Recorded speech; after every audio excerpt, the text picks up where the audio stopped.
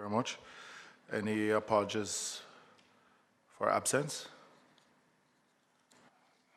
None?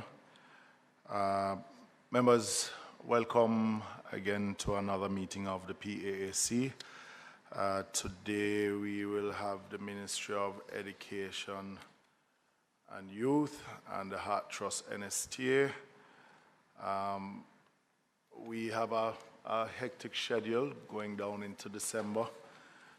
This report from the Ministry of Education was one that we started the deliberations from last year, from 2022. We're just having the second sitting of this report. So I hope members have gone through it in its fulsomeness and being able to deliberate on the matters. Let me first also apologize for my late arrival. As a member from Northern Trelawney has had some murders in her constituency. I too last night, well, in 2 days, or I should say in the space of about 4 to 5 days, I've had about 4 murders and and multiple shootings. So that is not something that is a norm in Manchester, much less Northwest Manchester. So I had to be dealing with that matter this morning, having to share myself between Northwest and the Parliament. So welcome again, members, and I think we will just move forthwith to look at item 5, the confirmation of the minutes coming out of the last sitting of the PAAC, looking at the third supplementary budget. No, sorry, this is the one before, which is September 27th.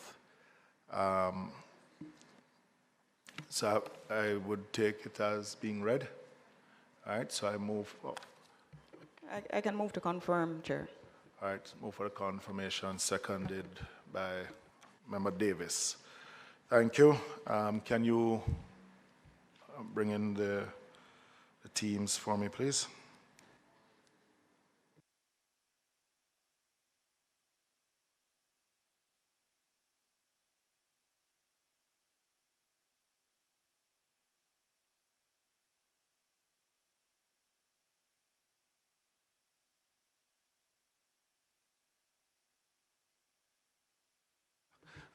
Yes, sorry about that, members. The matters arising, I would just raise those matters in any other business so that we can move with since we're running a bit late.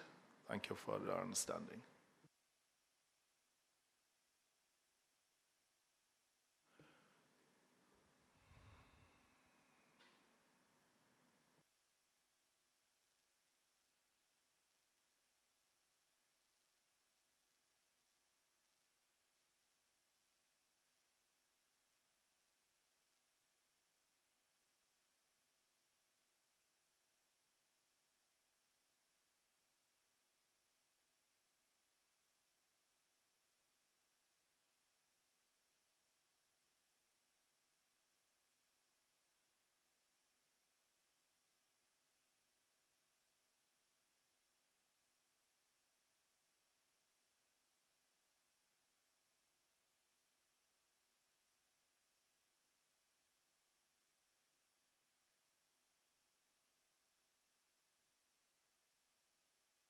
Morning, PS.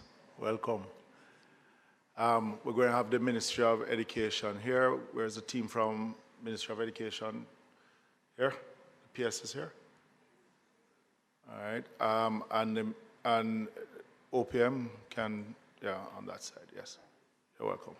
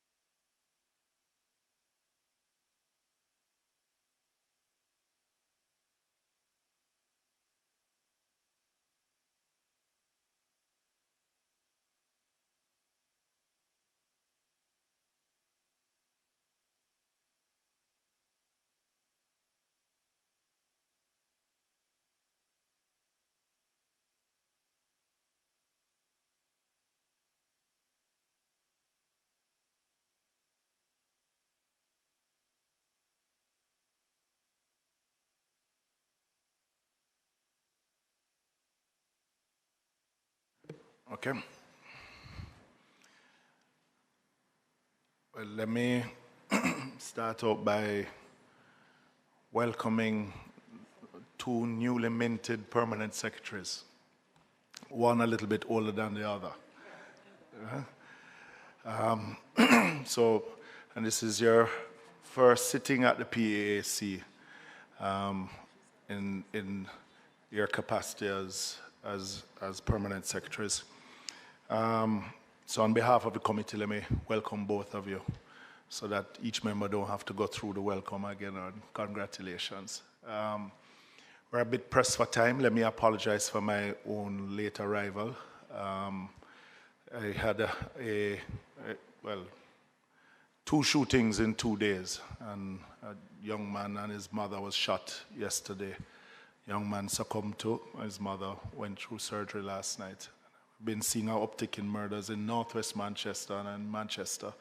So I had to be trying to deal with those 2 before coming here this morning. So let me apologize for my late arrival. The report from the Ministry of Education came to us last year, and we had, you were here, Madam Troop, deliberating over that report. We're hoping that we can complete that report. We asked for Heart Trust NSTA to also appear today because of the nexus between the Ministry of Education and Heart with its training. We have a hectic schedule for the rest of this year, going down to the end of November. So we're trying to see if we can complete that schedule. If not, then we will have to reschedule to complete these reports. But the important thing is that we're here and we will start our deliberation. So we will go through in having you give your opening remarks, and then we'll open up questions to the Ministry of Education, and then we'll move on to Heart. All right? Good morning, Chair. Good morning to members of the committee. As said before, I'm Cassandra, newly minted Permanent Secretary in the Ministry of Education and Youth. I have with me Ms. Thomas Gale, Terry Thomas Gale, who is also newly minted Chief Education Officer Acting. She has replaced me in the Ministry of Education and Youth. We have with us Dr. Winsome Gordon, who's a veteran in the system, has been a mentor of mine, and her team members from the Jamaica Teaching Council, Mrs. Solomon and Ms. Bailey. They are particularly here, Chair, because of the matters before us, as it has to treat with the teacher appraisal system that we are about to discuss. So these are the experts in the ministry that manage the development, implementation, and use the data coming in from the appraisal to design the improvement programs, the growth plan, and the training areas for the Jamaica Teaching Council. So we are here to answer your questions and to provide feedback where necessary. Members, Dr. Troop did her opening remarks. I will open the floor for members too. But the report, I'm not sure if you remember the original report. The original report, these questions on the teacher appraisal performances was an additional amount of questions, but the report, and I have to say that it is a commendation to the ministry for the type of report that was done. We started out looking at early childhood education, and we had basically ended there. Right. You have the sixth form program, you have the various different components of the Ministry of Education that was in that report. Mm-hmm. So I want to open it out to the full sum and not only just the additional responses that were given. Okay. Member? Thank you, Chair. Good morning, everyone. Good morning. Thank you for being here. I'm going to start off with a very pointed question in relation to appraisal. I know of a particular situation where a principal has been appraised for 3 consecutive periods, and for the 3 consecutive periods, that principal has failed the appraisal.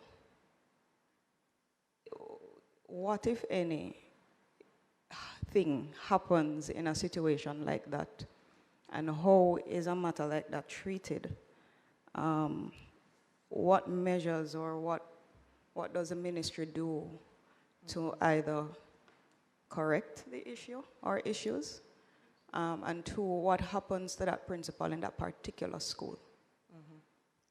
Thank you very much, member. I'm going to ask Dr. Gordon to just come in and give a little overview as to what we have in place for the appraisal process for our principals, and then I will come back to talk about how we treat with interventions.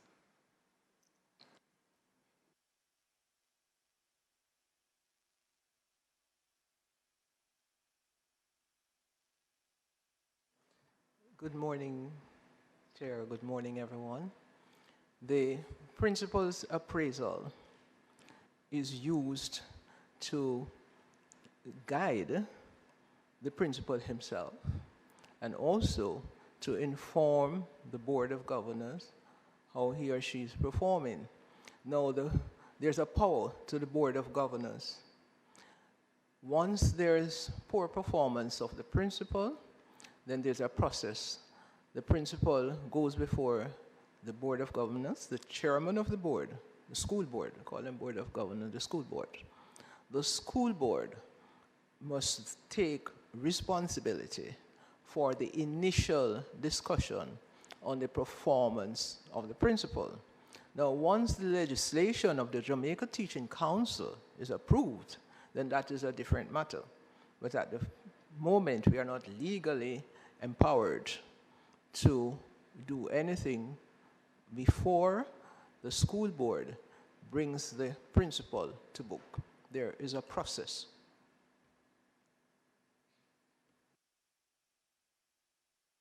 Thank you, Dr. Gordon. And just to add to that, member, so let me take you back. If we have a provisional principal, that's a principal who's just appointed for the first time in the post, it's expected that we do at least 3 appraisals for that principal. So we talk about term 1, term 2, term 3. We have within 2 academic years to decide, or rather the board has, within 2 academic years, we call it the provisional period as per the education regulation. Within a year, if the board is not satisfied with the performance of that provisional principal, that principal's service can be terminated because it's a conditional appointment. Once you're appointed provisionally, you are given an action plan agreed on by the board and the principal. These are your targets for the period. The principal is assessed under 3 domains: administration and management, leadership, and how that principal enables the learning environment for teaching and learning. Those things are critical. And if the principal fails in that, then the board has the responsibility to instruct the Teacher Services Commission that we will not continue with this person and we will go back to market. The board also has the opportunity to extend the provisional appointment of that principal for another year, to give that principal the opportunity to improve. During that time, with the work of the education officer and the board members, we support the principal through mentorship, through coaching, and formative support to ensure that the person is growing. And we take into consideration the training that that person has coming in. So what we are practicing now is for our principals who are appointed that they should go through our workforce college, which is our National College for Educational Leadership. That's a preferred standard. Some schools don't necessarily rely on that, but we encourage our boards to select candidates who have that prior training because we find that they do better at the work. But we do have some that escape that process. In that sense, we have to work harder with those persons, but the board does have the opportunity to terminate within that 2-year period. Sometimes, again, they are a little lenient and they are prepared to work, but the board has to take the lead in terms of the final decision. So question, I appreciate the board's responsibility here, but if the board fails to act, does it mean that that principal becomes permanent, or is... on an issue of technicality. So if the board fails to act within a particular period of time, right, then the board loses the legal opportunity within which to terminate. So that principle, we would have an obligation. Yes, we would have an obligation to ratify an appointment if it is that the period within which to take that decision has expired.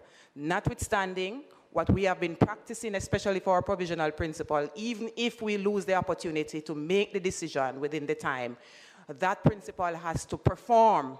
So we delay the permanent appointment and give the principle. So though legally we have to appoint, for the formal letter to be issued, that person has to earn a successful performance appraisal report.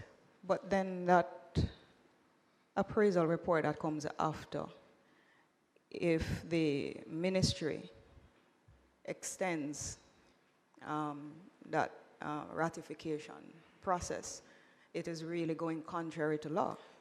Right. Which means it is really not a legal process. Right, so in a sense, no, and the principals, they know that.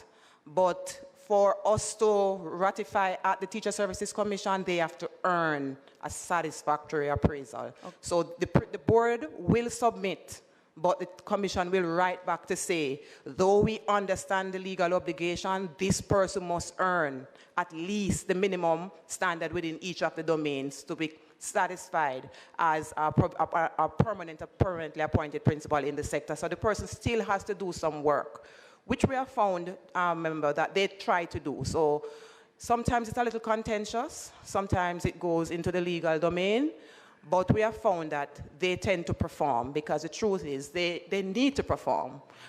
In addition to being a qualified principal or a permanent principal, we have to assess the schools.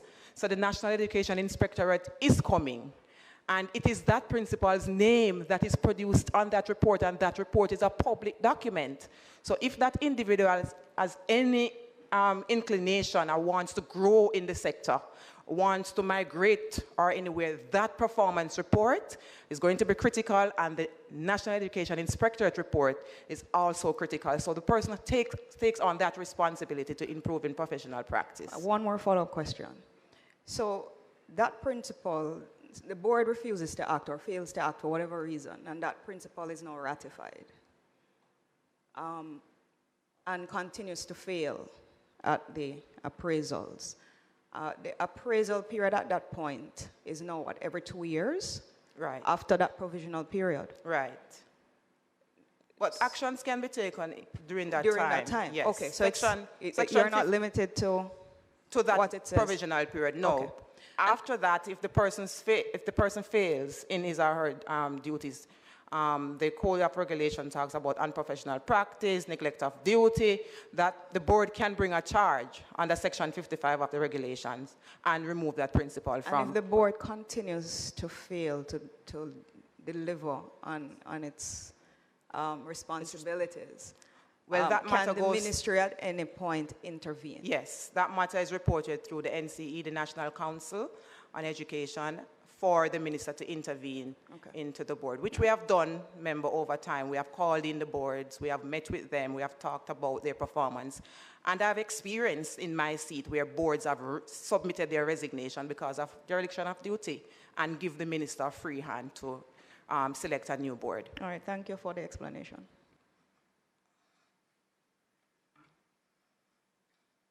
And is it the same for teachers, the appraisal? Yes, Chair. The teachers, however, it's done annually. For the principals, we do it every other year, but for the teachers, that's done annually. It starts out with a pre-conferencing. So the heads of department will meet with the teachers to determine what we're going to be working on as a team throughout this school year. And that plan is informed by the broader school improvement plan. Then the targets are set, and those are the targets that are used to evaluate the teacher at the summative period. What are the areas that these targets are set? Well, teachers are appraised under 6 guiding principles, right? So while the principals, we use domains for them, for the teachers, we have guiding principles. They look at, one, the teacher's competence in the content area, their subject expertise. It looks at how well the teacher teaches. Can that teacher teach? The pedagogical skills. It also looks at, guiding principle 3 looks at the relationship. How does the teacher build a relationship with the students, and is the teacher able to customize and reflect the differences and diversity of the students in that classroom? It also looks at how the teacher builds relationship with parents and the community. Yeah, and 2 other areas that eludes me now, but we have 6 principles that, and there are different things under each of those. Oh, the professional development. Is the teacher growing? Is the teacher participating in professional development activities for the year? There's a set number that we have established as an education sector. We have 3 training days for the year, and we recognize the teachers when they participate in those PD sessions, and if they move beyond that and do other programs for their development, which they package in their portfolios. All right, because looking at this updated report that was sent, what role student performance play in teacher assessment? And it says the appraisal is generally directed towards students' performance. Yes. And when we last met, we started out at the early childhood, right? And moving now, what percentage of children between the ages of 2 to, what, 7? 8. 8 that actually enter the formal learning system at the early childhood, come vis-a-vis those who enter the formal education system at grade 1. Yes. And the numbers were surprising. Yeah? And if you have a large percentage or a percentage that really enter the system at grade 1, then asking a teacher to basically have a mixture of students that are actually reading at a certain level and those who are actually not. How is it that you assess that teacher in her performance or his performance, then if it is that you're generally directing it towards a student's performance? Okay, so we do rely on the student data to inform what the teacher has done for the year, what value have you added to the performance of the students. We do rely on that. Our students participate in the appraisal process. There's an instrument that they complete, and that instrument is used to verify or validate what the teacher and the support teachers would have recorded on the evaluation form. But when we look at our students in our classrooms, the starting point is important. So the teacher is not going to be judged by what is expected. The teacher is going to be judged by what you have and what you have done with what you have. So a student coming in at grade 1, we do the individual learning profile, the grade 1 individual learning profile, and that determines what the students know. And that data should be used to develop the learning plan for the students. You will ask a teacher, therefore, to group the students according to their differences and work the learning plan for that classroom. What is not happening sometimes is us being faithful to that process. But for a teacher to be fairly judged, we must start with what we know about the children, how the teacher customized, and what did we achieve at the end of the year. That's how the process is. It's really a developmental process for the teacher, and we have to be fair with respect to the process. We cannot ask them to make a mountain out of a molehill. It's unfair to them, and that is something that is accommodated for in the process. So, Chair, we do use the data. We do have the process. But are we actually getting the results? Because, I mean, and I'm sorry I left my own copy. I was trying to go through it this morning too, of what was sent. Because when you look at your numbers, and reading the report, I came from it that the ministry data is important. Yes. But what are we actually getting out of it? Because, you know, I will not say where and whom. A teacher said to me last week that, look, data, ministry just want to know that we're performing. But are we actually giving the children what they need, right? Because when I look at the numbers seem to be increasing in the pass of the PEP exam. Yes. Yeah? But then when you look at the grade 9 numbers, you can see a falling down in the numbers. It is not where the ministry, because you had, I think, my memory served me well, like a 40-odd% pass in the GNAT numbers compared to you're going to a 60-odd% or so in the PEP. So once they reach grade 7, because the question I asked when reading it, once they read grade 7, then what happened between grade 7 and 9? Then if you're getting that pass going into grade 7, then what is happening to grade 7 and 9? Because the numbers at the GNAT was not impressive. Yeah. So is it that we're looking at the data in driving, but then we're not really getting the results out of that data that we actually need? Because there is a few challenges that I've seen. One, where we used to have more girls than boys entering the education system. And if I'm to track the schools in my own constituency, it is near a 50-50 with boys and girls. We have more boys now, Chair. Yes, which is a different problem. Yes. At Mile Gully High School, we have 60% boys, 40% girls. Yes. So it's a different problem. Yes. But then I have a large percentage of the students entering grade 7 that's reading at grade 3 and grade 2. So are we looking at data in what it is that we expect, but are we actually putting in the systems to improve on that data? Because data can't give you anything as a snapshot of that moment. Right. And I think that reading the report, there's somewhat a disconnect between the data and what actually happens in reality. And you're absolutely correct, Chair. We're not getting the results that we ought to get. We have the data. So you have interrogated the data. So we have produced the data. We have seen the data. We know what's happening. But are the programs that we have put in place working effectively? I must say no. The design or the model of education that we practice includes the assessment at grade 1, which is the individual learning profile. That data is supposed to inform the learning plan for the students. We have not been faithful to that process. At the primary level, we operate what we call the proficiency pathway policy, which means that children who are underperforming or not performing at their level, there ought to be interventions for them. So each school is supposed to identify those students from the assessment data, and we establish pullouts. The pullout will involve a 2-year intensive program within the schools with specialist teachers to support those students, and then come back in at grade 4, and we start the PEP program.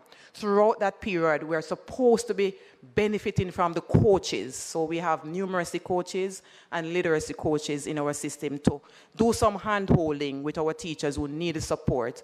Those persons also train the teachers, and they do pullouts for the students themselves, and they work with the parents. So it's a 360-degree kind of intervention. But again, we are not reaping what we want. And right up to grade 6, they also get that additional support for the transition into high school. At the high school level, Chair, we're supposed to be implementing what we call the alternative pathways to secondary education. I don't reach there so yet. Because we're still at grade 7. Yes. And yes, you see the intervention. But with the intervention, actually, because I find that instead of having a class of 10 or 15 students that are reading at the same level, needs more smaller groupings to get the desired results. Yes. But it comes down to cost. So you have a ratio of student to teacher that also intervenes into that. Because... And it comes down to practice too, Chair. So even if you have, for example, you have a cohort of 60 children in a year group, and you may have 6 teachers across the cohort. you have to look at how you deploy and plan for learning. So even though you may not have a teacher to 10, a teacher to 5, you can regroup. So if you look at your cohort, and this is something that we have been promulgating in the sector, we have been asking our principals to understand, because it's done overseas. We took a set of college principals and other principals overseas to look at the model. It's called team teaching, where we regroup with the same resources. So within a cohort of 60 kids, you have 6 teachers. You assess your students and you look at how the students are performing. And a teacher within the cohort, not his or her students per se, will take a strong set. Another teacher will take another set based on how they are performing, and they work as a team. Dr. Troop. So organization for learning is going to be key. Dr. Troop, you were in the classroom at one time. Yes, yes. And I used to do those things, Chair. And especially rural Jamaica. Yeah? And I would say everyone except the member from Portmore are rural MPs. Right? Chair, can I tell you that the classrooms are declining in numbers? No, we know that. Okay. I mean, we had to close our school in my constituency. So it can be done. But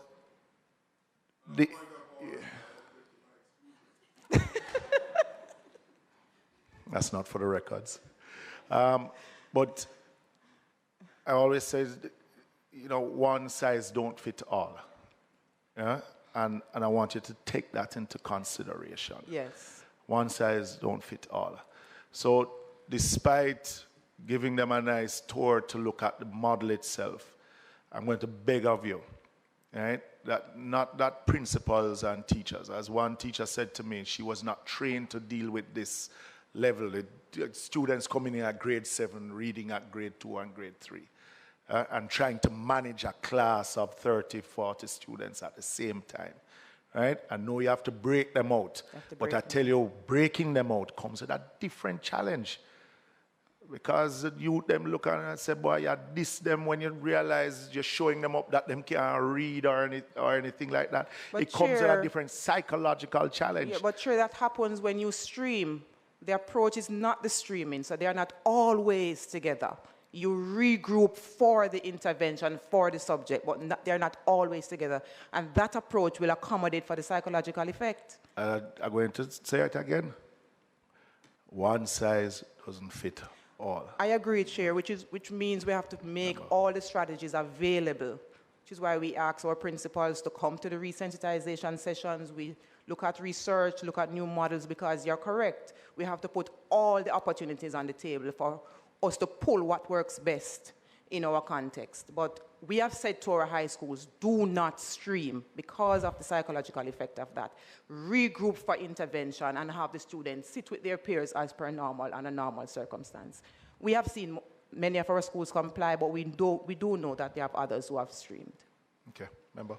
Thank you very much, Mr. Chairman. Let me be one of those persons who will take the time out to say the heartiest of congratulations to you, madam, on your position that you have now attained. Thank you.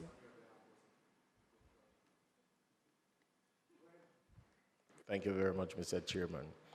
I want to add a bit to what you just say, and to say to Dr. Troop and the team from the Ministry of Education, that one of our problems that we have is that we wait until the child gets to a certain level in school before we start to assess the situation.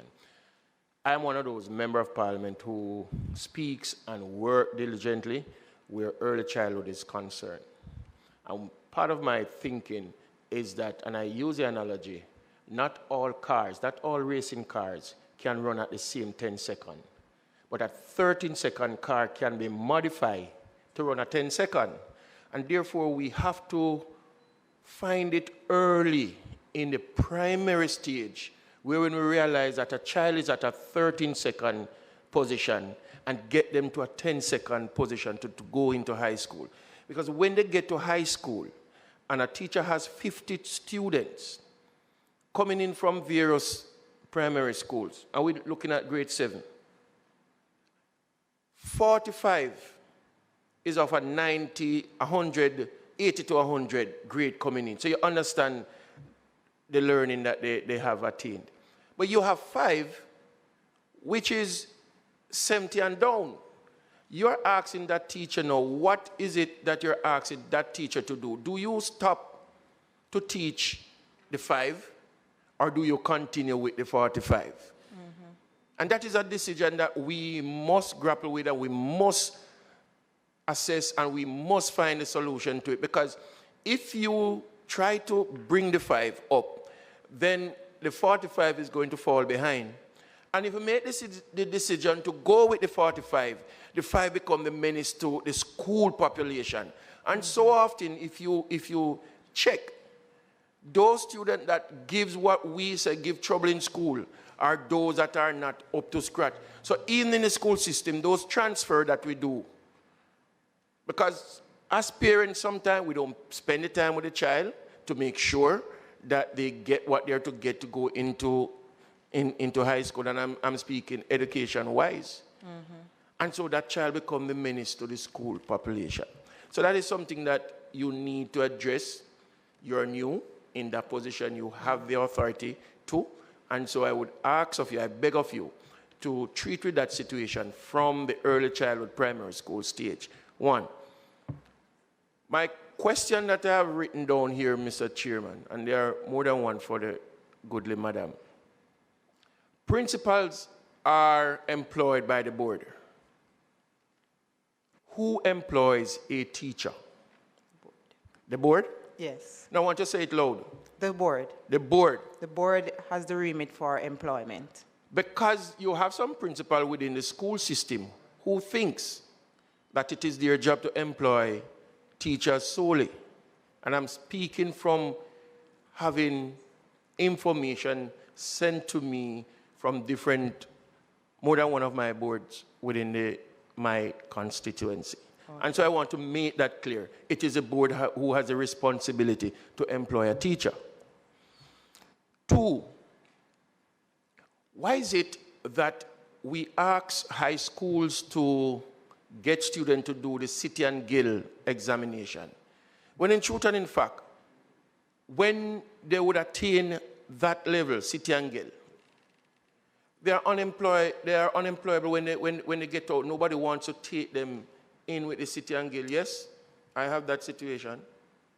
And I can provide the evidence, the data for that. Because we have a school that will say the students are not ready for CXC, and the principal would encourage them to do the City and Guild. Yes. But even when we, as representatives, are asked to provide youth for different programs, they're not accepting. Heart, our very own heart, tells my office that the child is not ready. Why is not ready for the LIFT program? Because they have the City and Guild and not CXC.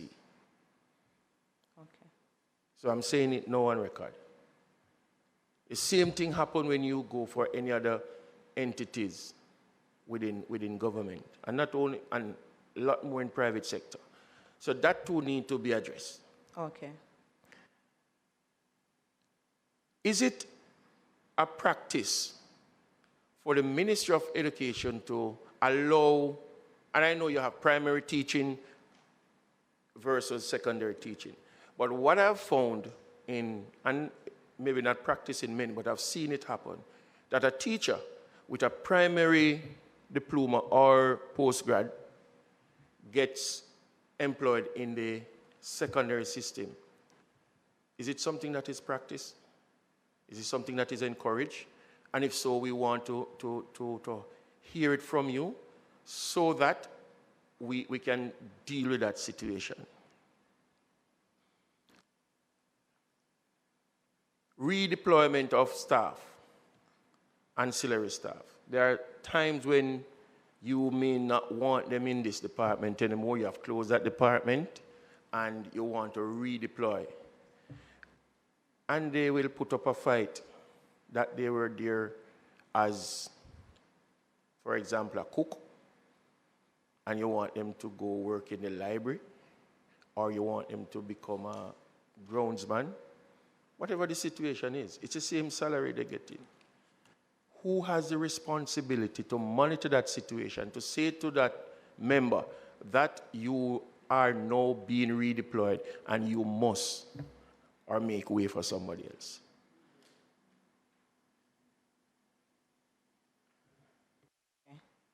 Thank you, member. Let me just go down the list.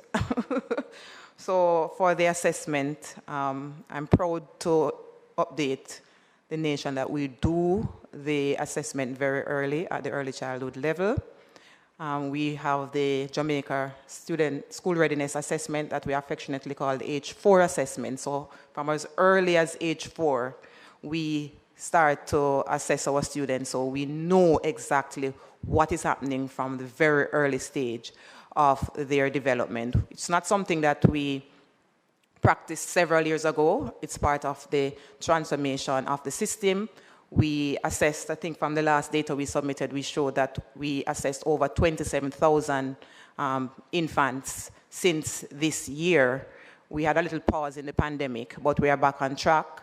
And from that data, we were able to identify the percentage of students who will need primary and secondary intervention. And that is work happening now through the ECC. So we do start to track our students very early. That is a plus for the system because we will know where they will go when they transition into primary school. We will do the follow-up with the grade 1 individual learning profile. We will be tracking the progress through them. So we have started to put that in place, member.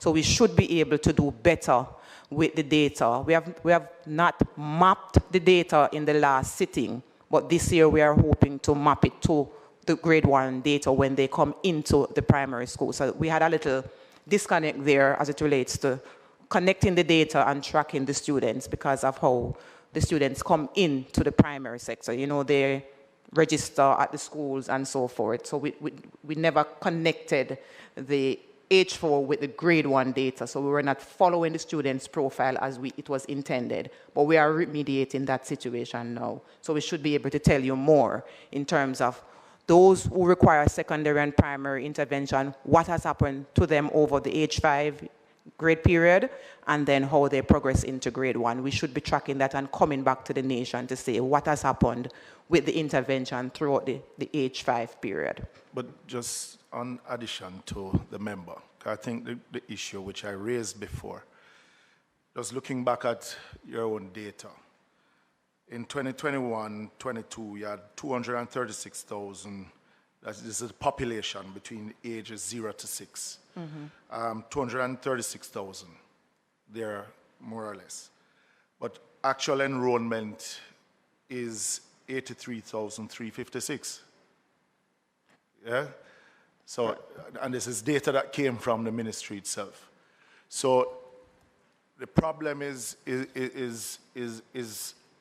the sense that how many students, because remember I spoke earlier of those not entering the formal education system at the early childhood, then you see them pop up in grade 1 because they have to go to school, or most do. Right. Right? So the issue is how do you get them into the system? And I guess the assessment that you speak about is really not those that probably go through the early childhood, but those that enter grade 1 without, and then basically they're at ground zero. You understand? Right. Because the numbers say it is that less than half of those within that age group actually enter the education system. Right. So, Chair, we are checking on. All right. So we are rolling out the education management information system. That's something that we're doing. Part of the rollout of that is to connect the system with the RGD. What we want to do with that system is from the child is born, both systems are communicating. So once we register our children, which the system will allow, we are going to be able to track on a live basis when the children are registered into grade 1, and we will be able to run that data against the birth data, and we'll be able to track where these students are coming from that are not registered formally in the system. We are not there. But that's what is happening in the development phase of the EMIS. That's where we are heading. Right now, we don't even have a live data into our schools. We have to send persons in our schools to do the attendance verification, and we gather that data. We are moving beyond that manual into the electronic. But that's the development conversation taking place with the rollout of the EMIS. So we should be able to fix that very soon, sir. So the follow-up, Chairman. Now that we know, because the data is showing us just about everything that we need to know, the concerns are what we are experiencing. We speak of the early childhood, so age 4 to 5, 6, going into the primary system. Yes. What happens when they get into the primary system? Because we don't stop at primary, we're going to secondary. Mm-hmm. And I am yet to believe that it is really being done, because when you get to 7th grade in high school, where this is the last 5 years, where you're going to make sure whether you're going to be up here or down here, you still find students who are unable to repeat them timetable. And timetable is something that we learn from Miss Audrey's school. Right, and remember, I must say, we're going to always have students who are struggling. Yes, the research shows that within your population, you're going to have 15% of your students with special education needs. Madam, it is more than 15%. The data will not reveal that. We do have children who are struggling. We do have children. Whosoever you're sending out, you capture it. But I have my assessment manager right beside me. Right beside me, member. And I'm telling you, even you look at our PEP data that we produced this year, and you know we are beaming from that. It's Dr. showing Dr. that Troop. our students are improving. Dr. Troop, you know what is good when you have it in writing. That's why I'm so sorry. Yeah, but I do have the data. Hold on. Coming back to your grade 9 that we discussed earlier. Right, but Chair, remember, Chair, just for grade 9, just to say, we are only talking about 200 children with the GNAT, 200 students. Yeah. I just want to make it clear. Yeah. 200 students. Hold on. We have a cohort of 36,000 students, and the GNAT students were only 200 students. Well, I can tell you from where we sit, and the members here, are the challenges, and I'm saying that the ministry, and that's why I said there's data, and there's actual, what you see and feel in the communities, or in the schools. So, and it could be a quality of the data. Right. But remember, continuing. Yeah. Right, and remember, Chair, and that is precisely why we're doing education transformation. We recognize that there are some gaps. We have things to fix. It's not a perfect system. No, it isn't. No, we have, but just to understand how the sector works and how the differences in our children, and the variables that impact that. When they come to our school system, they're not coming fully ready because of different things. We do have the path cases, we do have the poverty issues, we do have broken homes. So all of that is brought to bear on our schools. And we can't separate that from the student. We have to deal with the student as a whole. They have nutritional needs, health needs, and all of that. So I'm telling you, we will be having issues in terms of making sure that we get to respond to all the needs all at once. But we are committed, member. We are committed to improving the lives of every single children that come before us. Chair. Hold on, because your mic is off. You can't keep turning off your mic, otherwise whoever is in line going to end up. You should know that as Deputy Speaker of the House. Yes, all our children were that. Should I go down? I know you had several. Well, yeah. Yeah, but Chair, my intervention is based on an explanation given by the PS about 3 explanations ago. Mention was made of the fact that, or what the ideal situation should be in the classroom. Yes. So a teacher does an assessment of the students and they are grouped. Yes. And then there is intervention based on the level of those groups. Yes. Now, and then the issue of cost and capacity and all of those things came into the discussion. Yes. But there are a number of questions that I have coming from that, because if it is that is the situation that should happen on the ground, where there's grouping within the classrooms, wouldn't that form a part of the KPIs that you would then use to assess the teachers and principal? Is it that the theoretical aspect of things, they are not assessed? Because if that is what the teacher should be doing, then they should be assessed based on what they should be doing. But you admitted that we don't normally operate how we should. So what are we using to assess these teachers? That's the first question. And then there's the issue of cost. You know, you mentioned infrastructure. But then just last week, before us came a 249.38 million reduction to the primary and secondary infrastructure program. And then there was another 225.24 million from the education transformation program. So I wanted to find out, firstly, how many schools are impacted by the reduction in the infrastructure program, and what component of the education transformation program is being impacted by the reduction? Because I find that these two areas are critical areas in the education sector. And we can't afford for monies to be going back to the consolidated fund when we still have the issues at hand. Because we're here talking about transformation and infrastructure, but we're not using the money.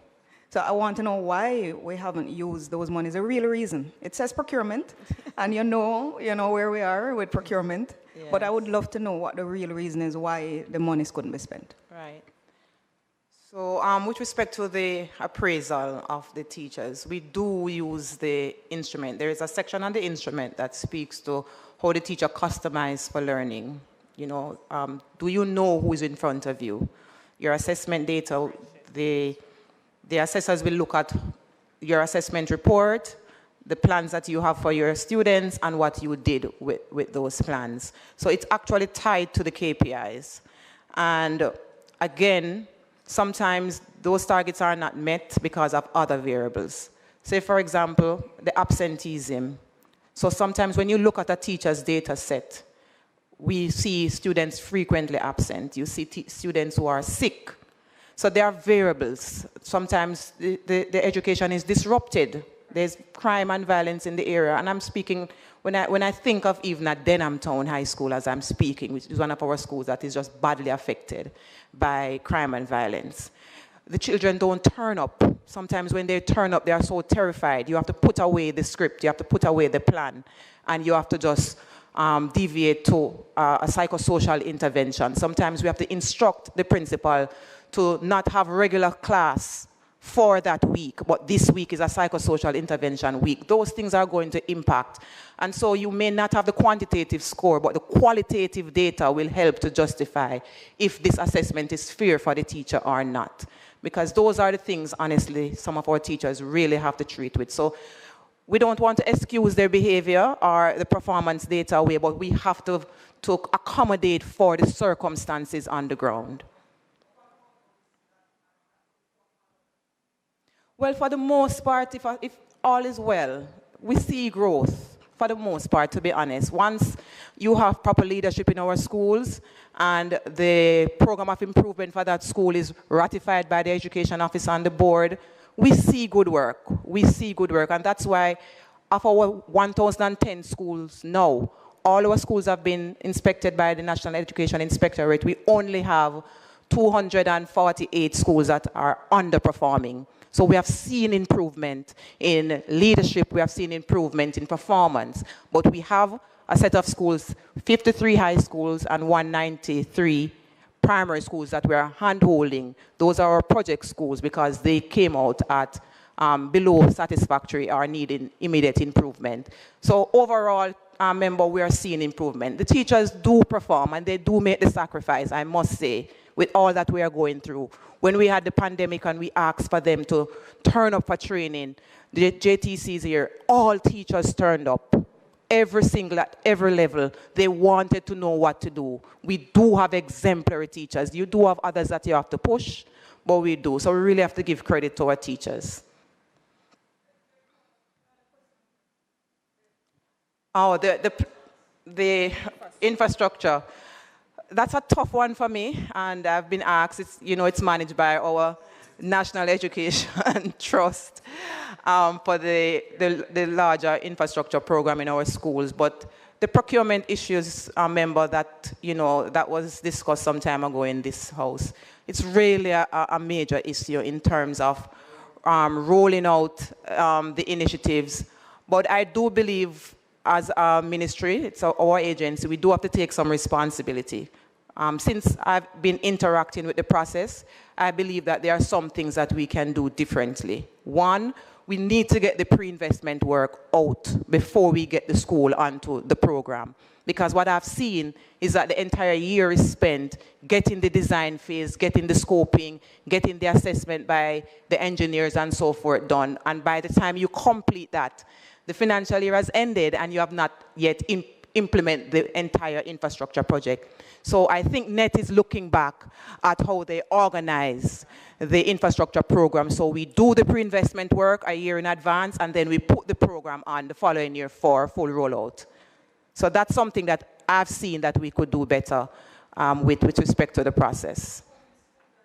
Member, yeah, yes, but you need the mic. So each time you close it off, each time you turn off your mic and somebody else go in the queue, I'm just asking you to keep the mic on until she's completed. All right? Member, I do not have the numbers here with me. As I said, I Hold on. Okay. I can go now? Yes. Right, so I do not have the numbers. I know we actually sent back I know we sent back funds, and I know, right, but I'm not privy to the numbers now, but I can get that to you later as to the number of schools impacted. Why asking you? Because Hansard also needs to hear what you're saying. Can you just go to your mic? Just go to your mic. Other members, please turn off your mic so that I can just get her too. Thank you. The transformation programs as well that have been impacted by the reduction, would really love to know what exactly it is the ministry was trying to address that they couldn't within the budget that was sent back. Turn on your mic, please. So the 225.24 million, it says from education transformation program due to failed procurement.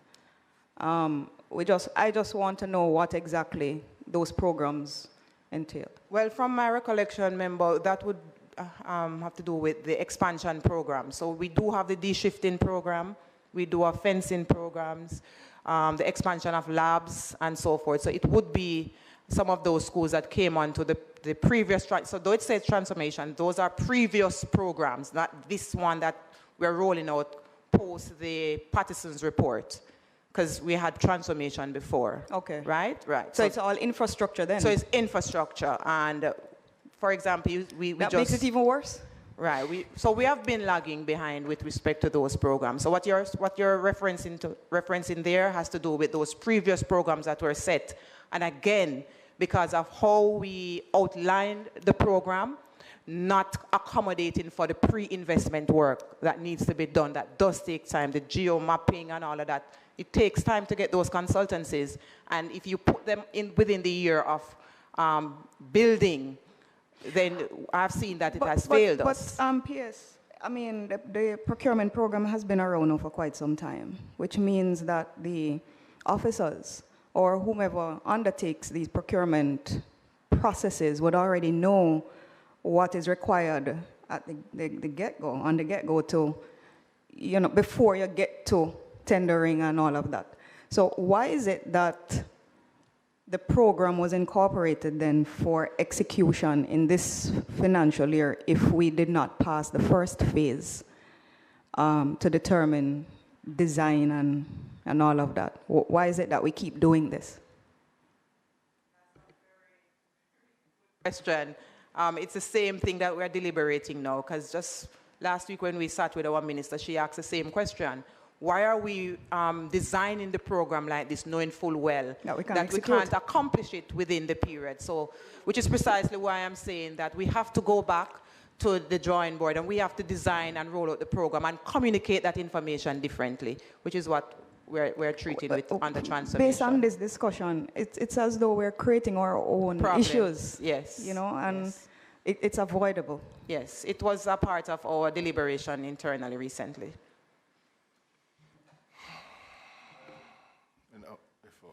Thank you very much, Mr. Chairman. And just to add to my colleague, transformation, expansion is the argument. But we have that amount of money going back. It just don't sit well with John Public. When, for example, I have a school, Barracks Road Primary, that is leaking whenever it rains. The teachers have to have buckets all over this class. They have to shift the class to one side of the room. Just maybe 2 weeks ago, we had a fire, electrical fire in the school, all because the water sits on the roof and make its way into the electrical facets and all of that. And if we look at that situation, Mobe High, girls' school, we have a situation of termite infestation.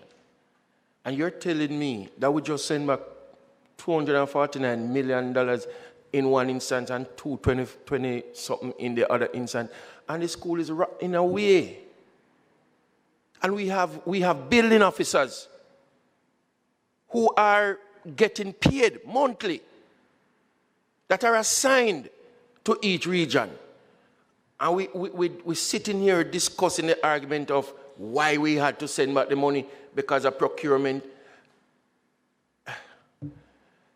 For us to do a fencing of a school property, it may run you $40 million, $30 million, $10 million. That don't take the excess procurement procedure. That is at the tip. So obviously, Mr. Chairman, it seems as if somebody is going to work, somebody is punching in the time or signing in the time that they are at work, but the work is not being done. And the same thing goes for, in the high school, I have it here, teacher absenteeism. Teachers are marked present, on time. And they mark, at the end of the day, they mark that they are leaving school on the time. But the student will tell you that they don't have any teacher for the class. Where are they in the schools? It's something that the ministry needs to look at. What do you call them again? Teacher room, staff room is where we need to start. Because we understand that students are absent from school. Teachers, by way of information data, are in school, but they are absent from class, and that's where we really want them. It's something that we need to look at.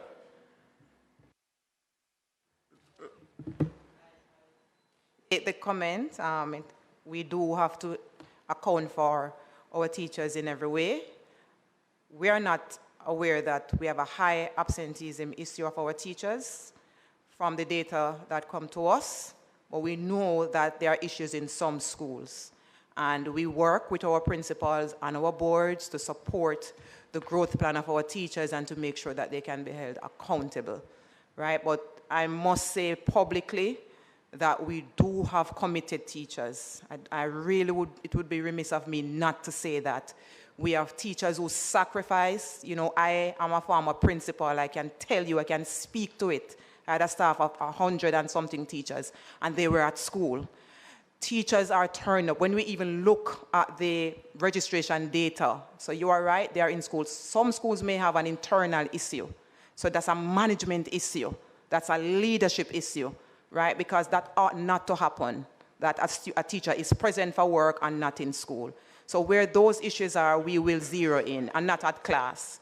Where those issues are, we will zero in, and we rely on our stakeholders to help us to narrow down. But for the most part, our teachers are really giving a lot to the system, right? With respect to the infrastructure and the maintenance, so there are two different programs, remember. You have the major infrastructure, which was alluded to earlier, where the funding went back, but we do have a maintenance program, which will deal with the termite and so. So last year, when our minister recognized that we were going to lose some of the income that we got allotted for infrastructure because of the procurement, she did ask for some of the funds to be varied so we could move into addressing some of the maintenance issues, and we did get approval for that. So that is something that we have to work towards in terms of expanding that budget line for the maintenance. So the leaking roofs, the electrical, those are our maintenance programs. But the money that went back actually had to do with the major infrastructure, the capital A budget. But the maintenance budget is maximized each year, but as I said, we need more. What's that? So our building What's that officers, budget? we have 425 million for a maintenance program. So how many schools do you have in the system? 1,010 public schools. Remember.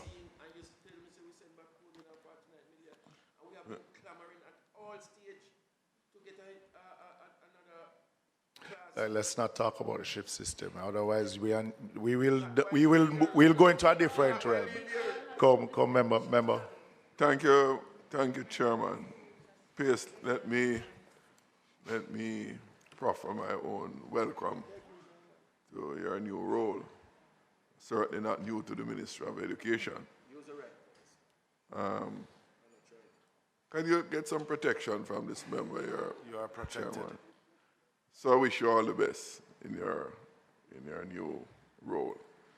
You know, I listened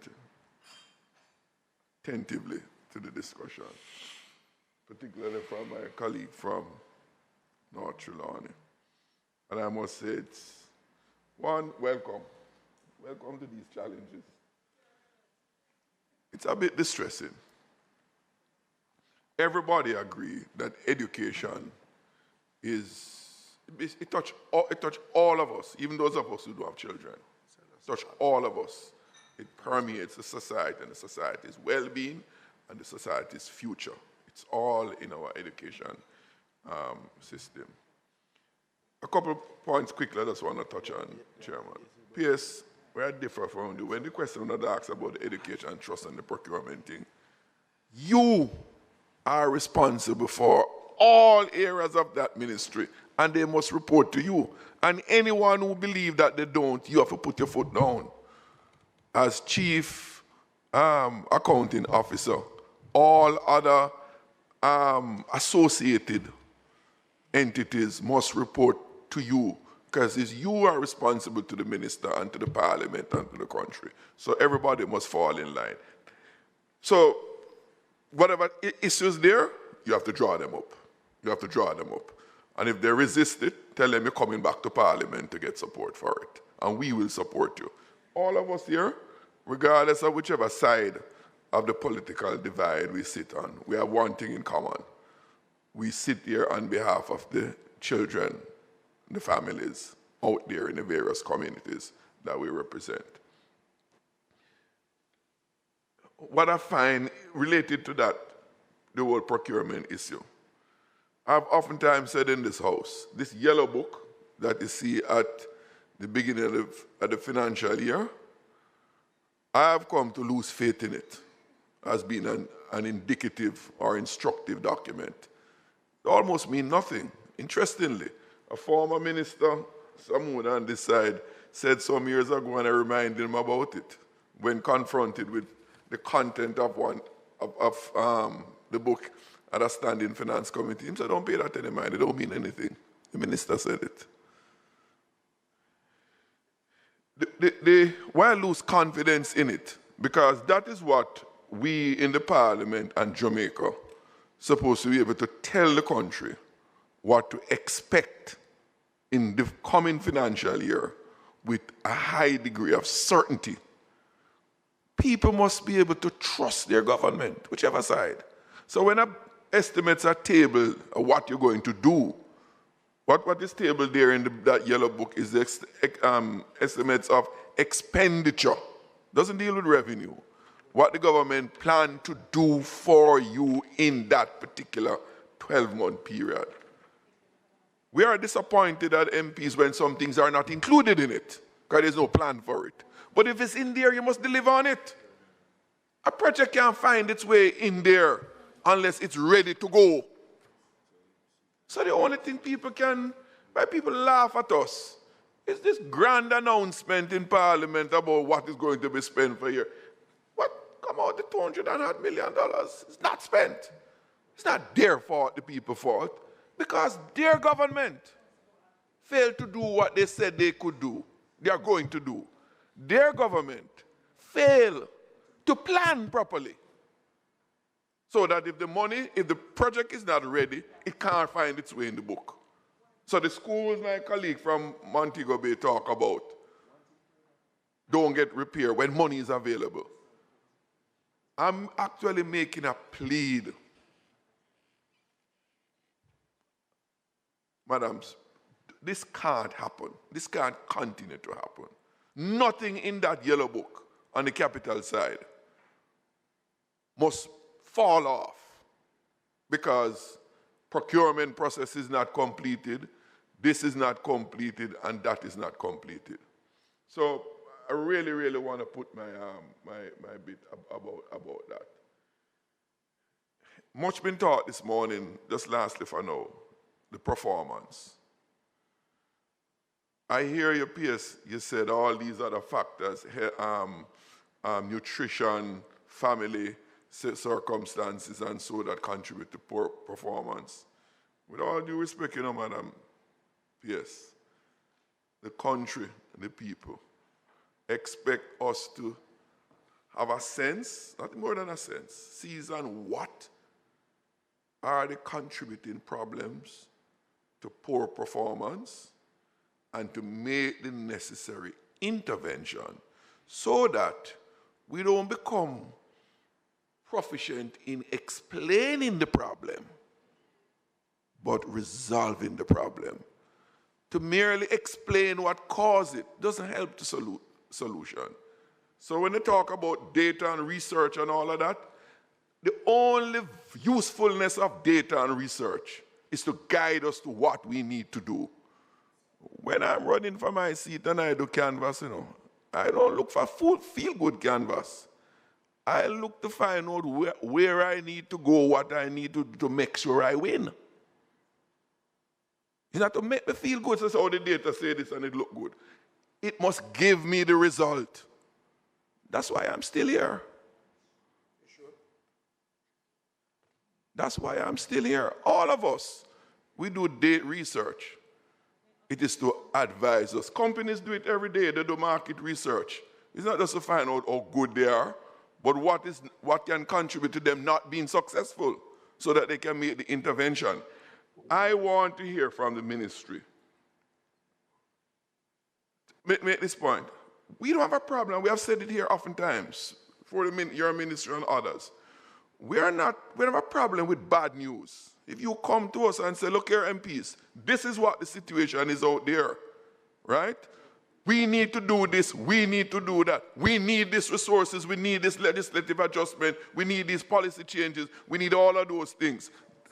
It is on us, put the onus on us to support you. Because when you do good, when you achieve, that's how we come out good. That's how the country come out good. We want you to succeed. We don't want to come and get explanations for why there's a problem. We want to, yes, this is a problem we diagnose, right? And this is what we're going to do. This is what we're proposing to do. When I'm not well health-wise and I go to the doctor and him tell me how bad my health is, first thing I ask him, what is going to be done? That's why I come to him and don't stay home. I rely on his expertise. If I have a building problem and I get the engineer, don't come tell me what the problem is. That's part one. What is the intervention to fix it and make it right? That's what we want from you, from our children. When I say you, I'm not personalizing it. The ministry, the government, that's what we want. So when I listen to all these problems and with the description of the problem, it causes a bit of distress on my mind. And I want to have good health, so I want the least distress there is.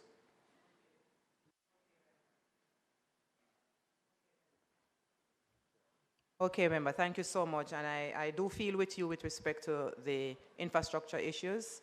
We really do have to do better in that area. So I take full responsibility and I'm committing to the members that we will do better. As it is now, we are better informed by data. We are able to share data. It's an achievement of the system. that we are able to speak definitively at this time to numbers and so forth. And that data really is not just about explaining, but also to guide us. Just to speak specifically to some of the interventions, so it's not just about knowing and explaining, but we have done some work. It's not a panacea. We're not going to do it in one go. It's a process. But member, just to share with our members what we have been doing, especially for those schools that we do have the attendance issues, we do have the violence.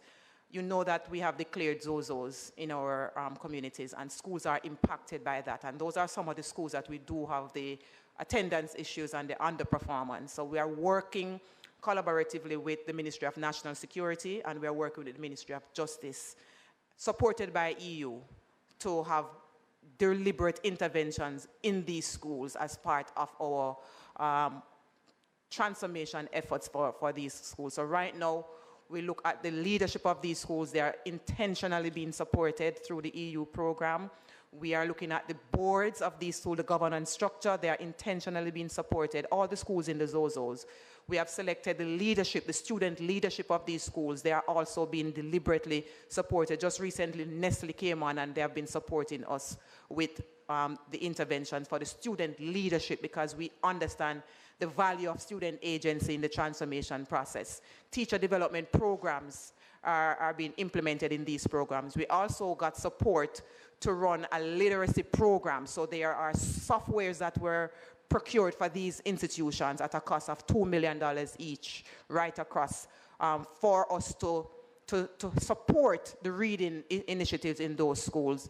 Those schools are also being supported with parental intervention. So last year, with the work of the NPSC, we were able to train over 70,000 parents across the system, and a focus was on these schools within the ZOZO. So we are really trying. It's not about an excuse, but what we have to do is to look at the data, and we have to design initiatives based on context and reality to support those schools. For those who have special education needs, we are also doing some work there. So assessment is a major cost for parents. We have assumed that role as a ministry to provide the assessment facilities for our students. So those at grade 6 who are not reading, we partner with the University of the West Indies to assess them and to use that data to guide their learning trajectory in the high schools. We are building out the college structures within our colleges. We have special education units and divisions, Sam Sharp, churches, we have microcare, and we are building out CASE to provide, because we do know that that 15% exists. We do not have the facilities in all our public schools to support those who need the segregated settings. What we did, we are partnering with those private schools, those preferred institutions that the well-to-do can afford. We have partnered with 17 of them, and we are accessing the services provided for them for our parents who cannot afford it. We pay the full cost of that annually for those students. So there are some things that we are doing. We are looking at them as best practices, and we're going to scale them. So we're not just sitting, but the context will dictate, and different interventions will relate to different situations. But we are working, Chair.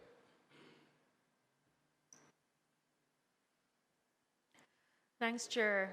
Let me also congratulate Dr. Troop on her new appointment. Congratulations. Thank you. And Miss Thomas Gale too. And Miss Thomas Gale, yes. Congratulations to you both.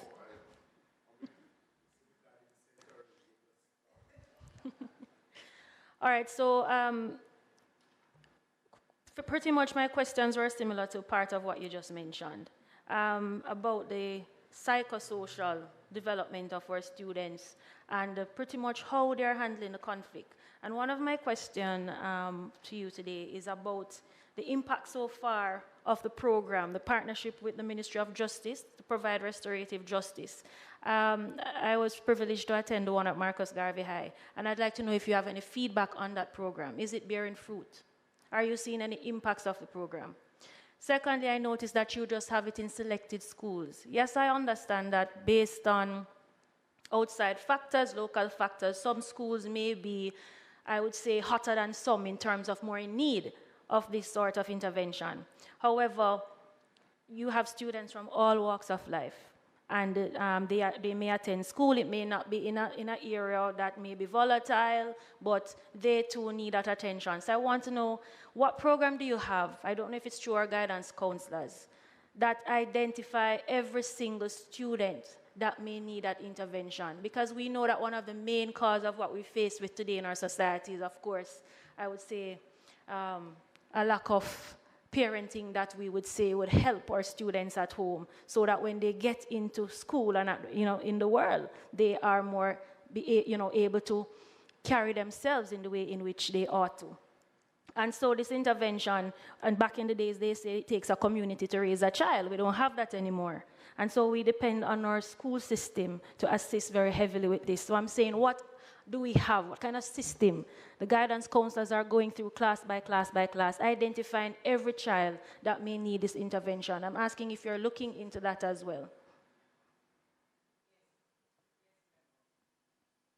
Yes, member, we are. We actually take the psychosocial efforts of the model of education very seriously, which is precisely why we have guidance counselors in our schools. We have over 1,000 of them layered in our schools. And as it relates to building out the life skills, the decision making, the problem solving, the goal setting, values and attitudes, we expanded the guidance program to include the health and family life education program, which is a model program for the Caribbean. Jamaica is actually leading in this. And we are the first regional country that has it fully implemented in our high schools and have teachers assigned. That doesn't happen anywhere else. Our curriculum is used as a model for the region, and they don't have what we have. We have layered teachers in our programs. These are trained teachers to deliver the life skill program, which is part of the conflict resolution component of the overall psychosocial effort for our schools. We work with the Ministry of National Security, the Ministry of Justice. In fact, the Ministry of National Security, through the interministerial program, they have an assessment initiative which tells us those children who may be pre-exposed to criminal behaviors at risk, highly at risk. And they have supported us with assigning case managers who are working with us and social workers who are working with us, with these students who have been identified as high risk.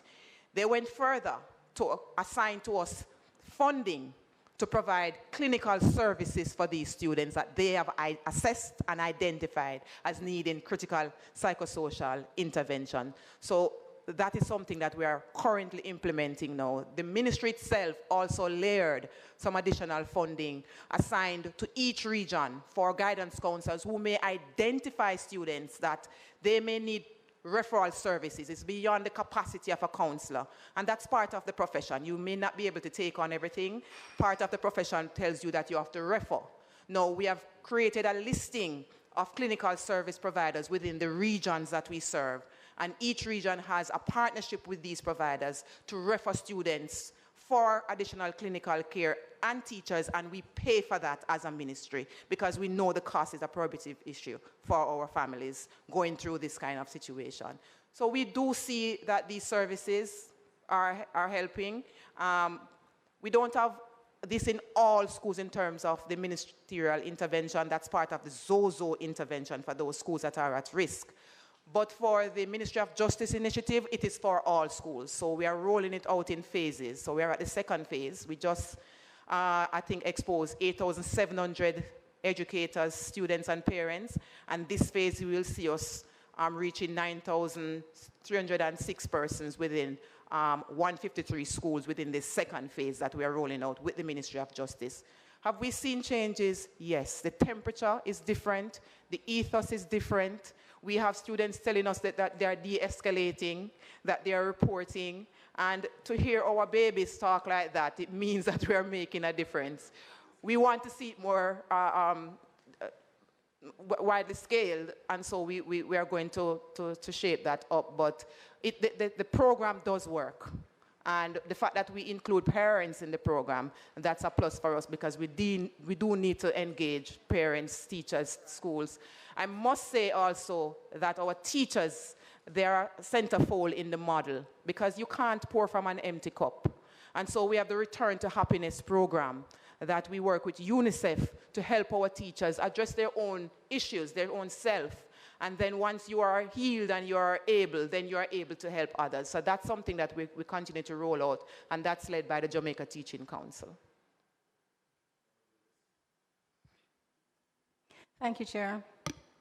So my question is a corollary to that raised by the member from St. Catherine. He has already outlined the different factors that teachers face and how we look at assessing the performance of teachers. But I just wondered whether the data has been disaggregated to show rural vis-a-vis urban, vis-a-vis volatile, vis-a-vis, so that, I know it was said earlier that it is not a one fit for all the schools. But while I listened and I thought of the schools in my constituency, I would say that the factors that you outlined would not so much apply. And in those instances, what is being done? Because the question was asked earlier about intervention, and I don't know if that was quite answered in relation to teachers where those factors don't apply. As I indicated earlier, if we don't have issues impacting the work of the teacher, then for the most part, those teachers are managed internally by their targets that they set at the pre-conferencing period, and the monitoring of those teachers throughout the period and the summative evaluation. Because it is about what is established as a target for that school. That is what we relate to and rely on. We don't move in. We rely on what is the growth plan of that school. And that is expressed in the school improvement plan. Out of the school improvement plan, the principal pulls the one-year plan, which is called the Principal's Action Plan. Out of that, it trickles down to the departments. And each department will pull from that their focus areas, and those areas will inform the targets for each teacher. That's how it works. And then that is what is managed. Now, if it is that that teacher is not performing, then there is the section 55 of the regulations that will treat with that. So if you're ineffective, if you're underperforming, if you're unprofessional, if you have put the school in disrepute, all of those things are managed under the appraisal process and can be taken through the disciplinary process. So it's there for everyone, but I can tell you, because of the development nature of schools for our teachers, it's not the first go. It's really about mentorship, coaching, and helping our teachers to deliver and become their best selves. Member Witter.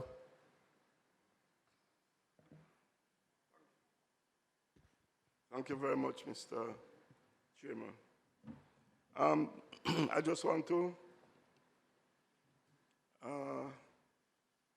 add an observation. You have given us the data as it relates to the challenges that face the education sector. And you have also given us the intervention that you would have made to address these challenges. What I've not heard from you is the giving an account of the outcome so far. I would love to get some.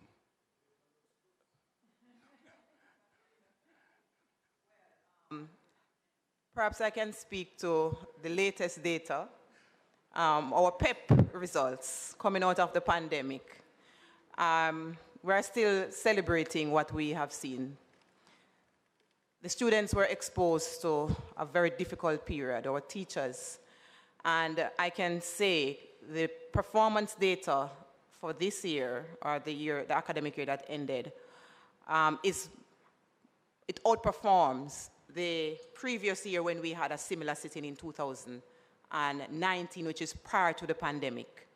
So the performance data post the pandemic is improved compared to pre-pandemic, which is a sign to us that improvement is taking place.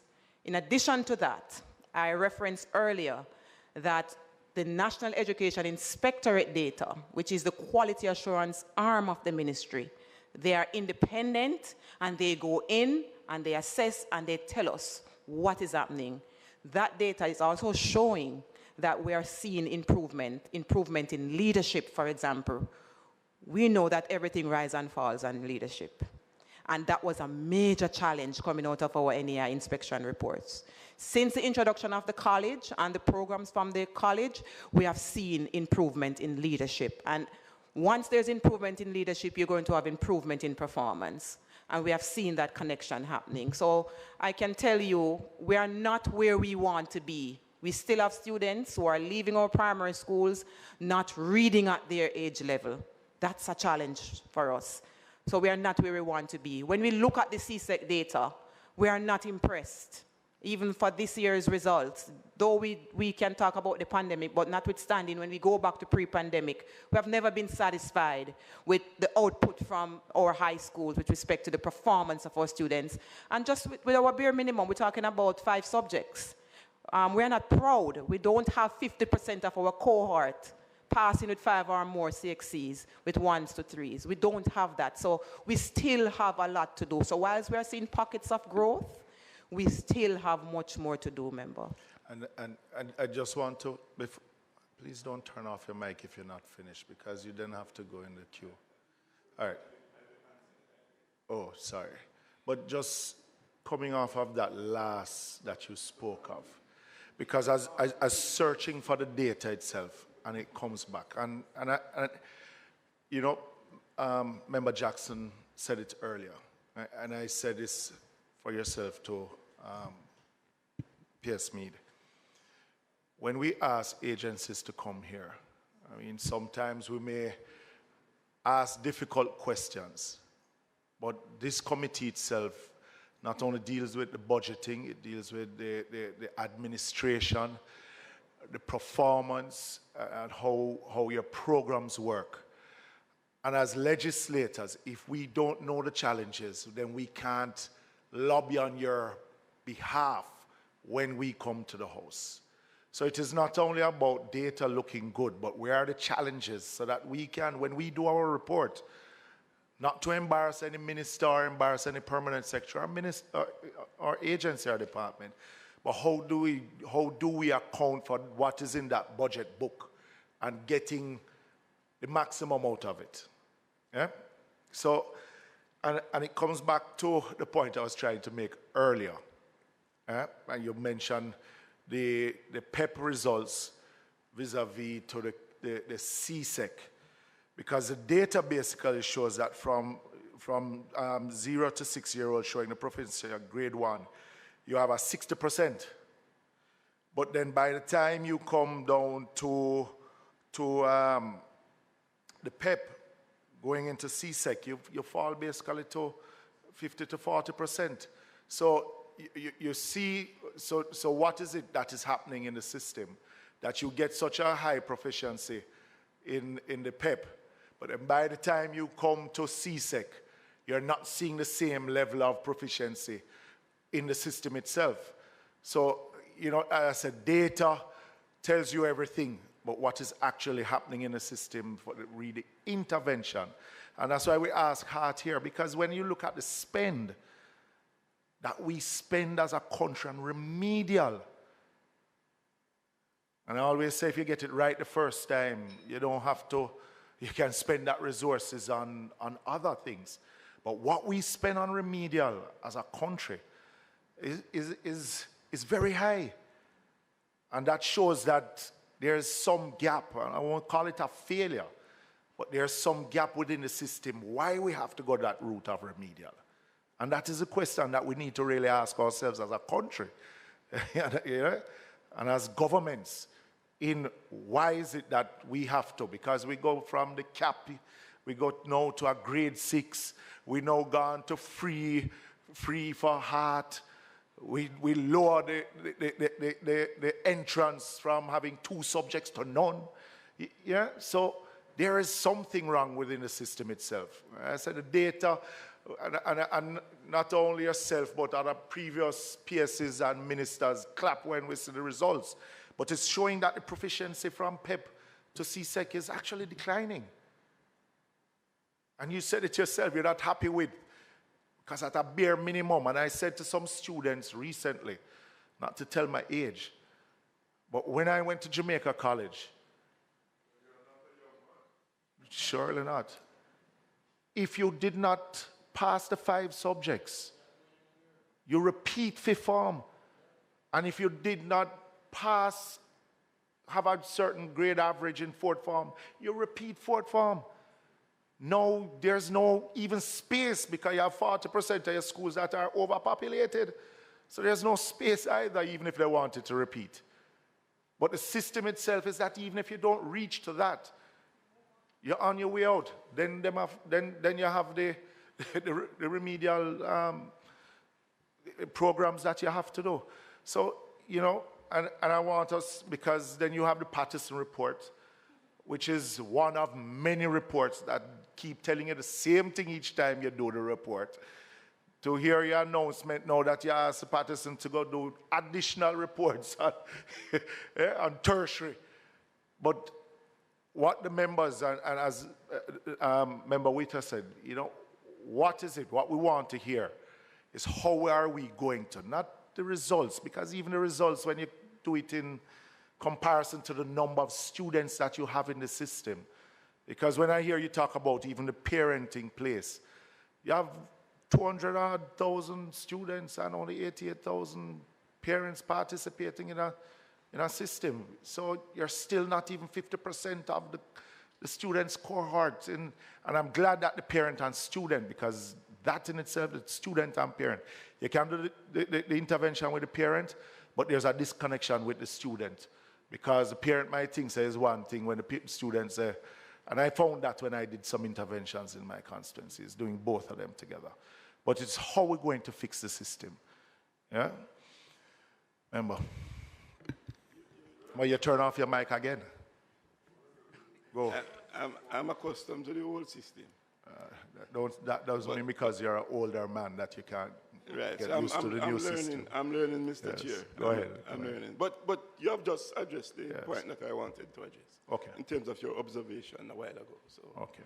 I will yield. Member, you can go ahead. Is it me or? Oh, no, sorry. Member Hamilton and then yourself. Sorry, sir, ma'am. I'm easily forgotten.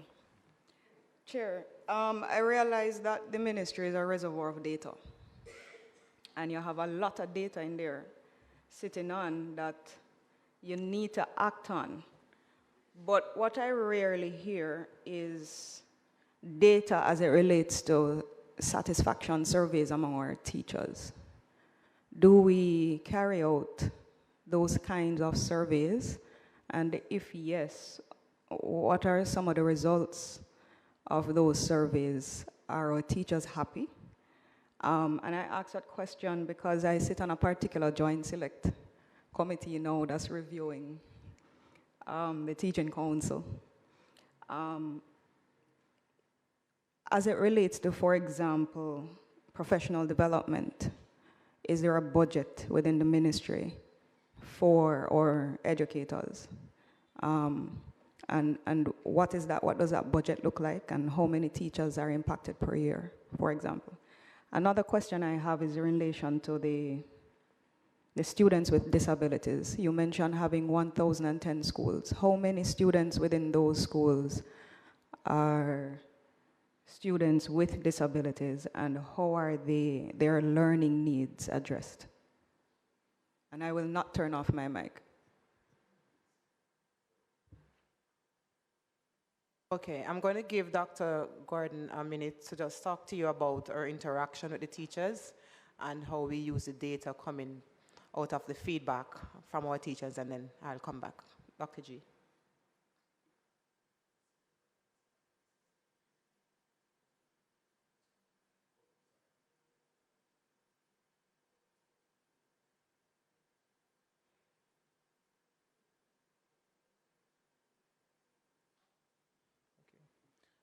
So, I just have to be clear on the question.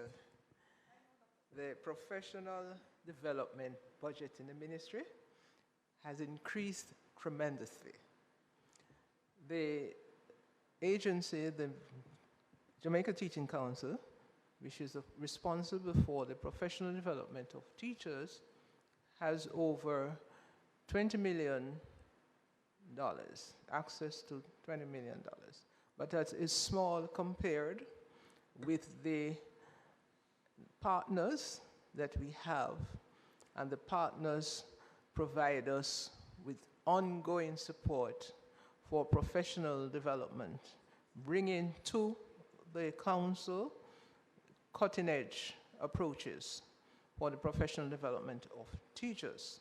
In addition to that, the Ministry of Education has an allocation that it gives to the Jamaica Teachers Association, also for professional development. At the moment, we are always asking for more resources, but we do have nearly sufficient resources to keep the professional development of teachers on target. And we have different delivery methods, different approaches.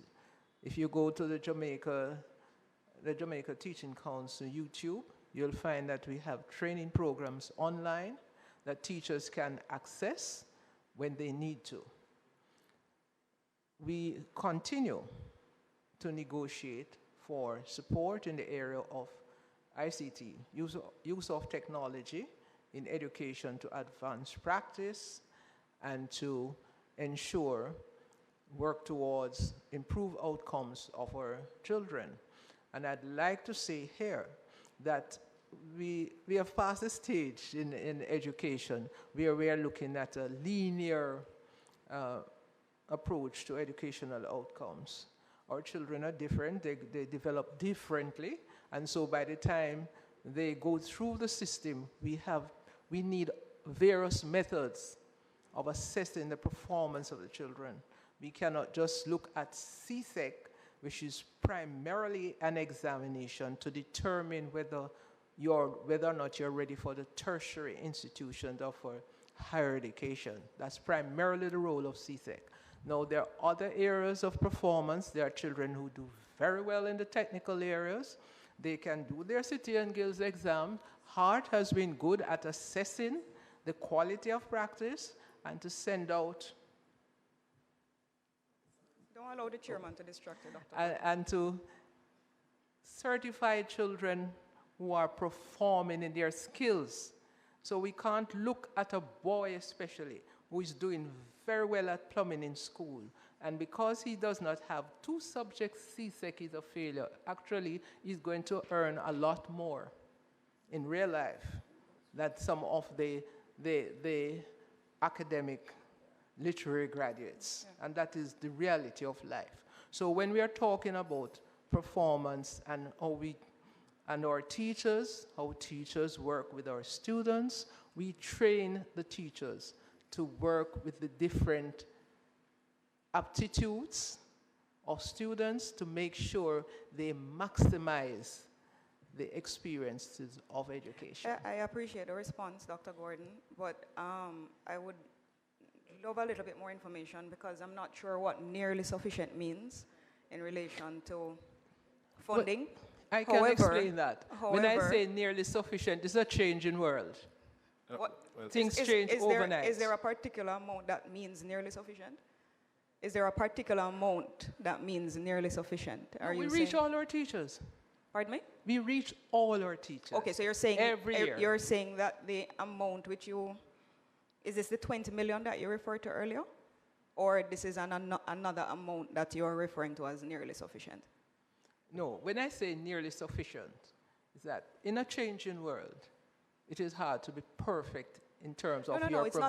It's not a matter of perfection. I just wanted to find out if the 20 million that was referred to earlier as being budgeted for professional development is what is being referred to as nearly sufficient, or is there another amount that is budgeted for something else? And I say that to say, you mentioned ICT programs for intervention. What is the participation level like among our teachers, and is it mandatory? For example, are all teachers required to participate in these kinds of programs? Because we understand the value of having that, especially now. All teachers can access the technology training. You're saying can All access. teachers. Is it mandatory or it is optional? If it's mandatory, Right. Let me put it to some extent, because their appraisal requires teachers to do their certain hours, six credit hours, 6 times 15 hours of professional development annually. Right. Now, some teachers And go that's beyond mandatory. that. That is mandatory. That's mandatory. Yes, that's a requirement. Okay. But the professional development, because you have certain other professions that dictate that, for example, in law, you need to have at least 6 credits in ethics.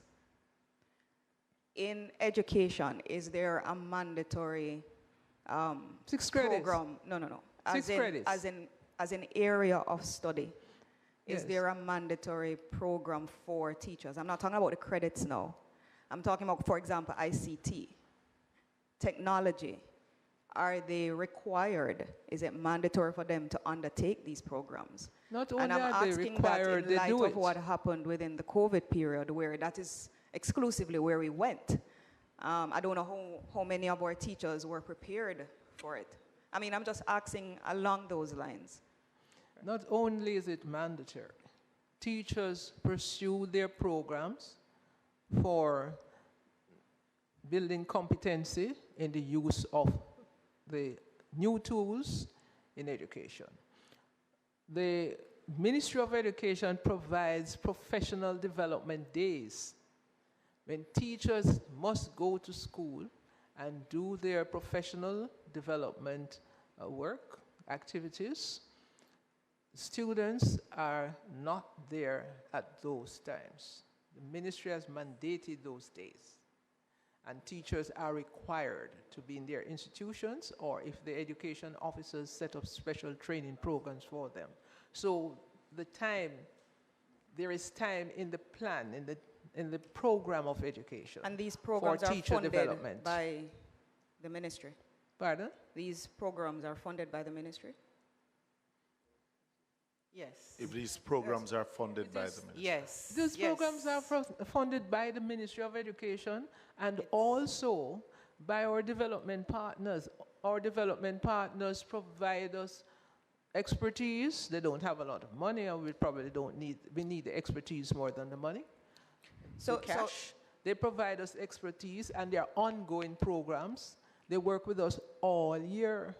I appreciate that. So PS, can we say that this will continue into the new system that will come when the bill becomes law that we're currently reviewing?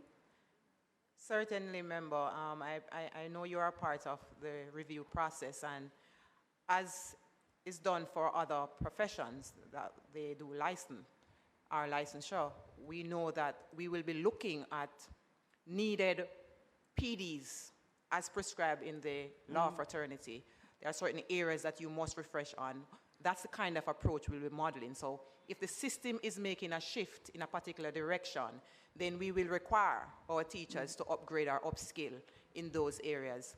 As it is now, the professional training days, the issues or the topics that are focused on, those are guided by the growth needs of the school and the teachers. So the principal has that opportunity to say, all right, since my assessment data is telling me that differentiation is important now, we need to be customizing, then the PD is going to be designed around that. Okay. If the school is building out its ICT infrastructure, so they are moving into virtual schools, because some schools have made remote learning a part of their program of education. So they may have teachers at school and students are remote based on what's happening with that environment. Then they will train their teachers accordingly, and we give recognition to that in their assessment programs. In terms of the line item, in our budget, we do have a line item for training and development for our educators, and that line item carries $100 million, and that's broken down. So JTC gets a component of that, JTA gets a component of that. For those teachers who pursue growth programs to do their masters, once they study on the job, they have an opportunity to claim for a percentage of the investment that they make in themselves. That's coming from that line. If it is that we are making a decision to to upskill the teachers in a particular area. For example, the psychosocial care coming out of the pandemic, we used that line.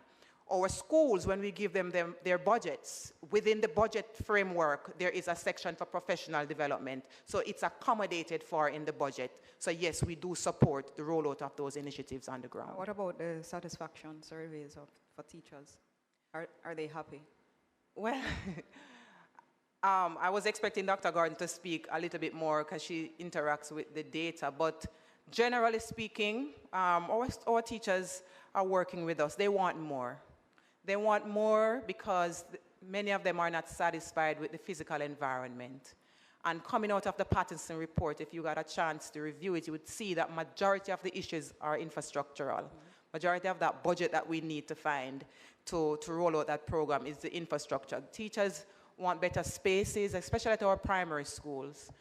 They were built as community spaces. They weren't built with perimeter fences, you know. High schools have staff room, primary schools don't. Those are some gaps in the 21st century that we have to attend to. So if you look at those things, our teachers would not feel satisfied.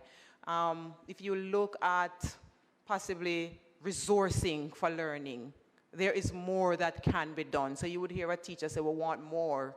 Not that we have not invested in resources, because the pandemic allowed us to finance the development of teaching aids and resources. It's the best we have ever had it in the history of our country in terms of our resources. But the usage of that is an issue. When we look at the data, we have the analytics on our website, and we can tell you who are the persons using the data.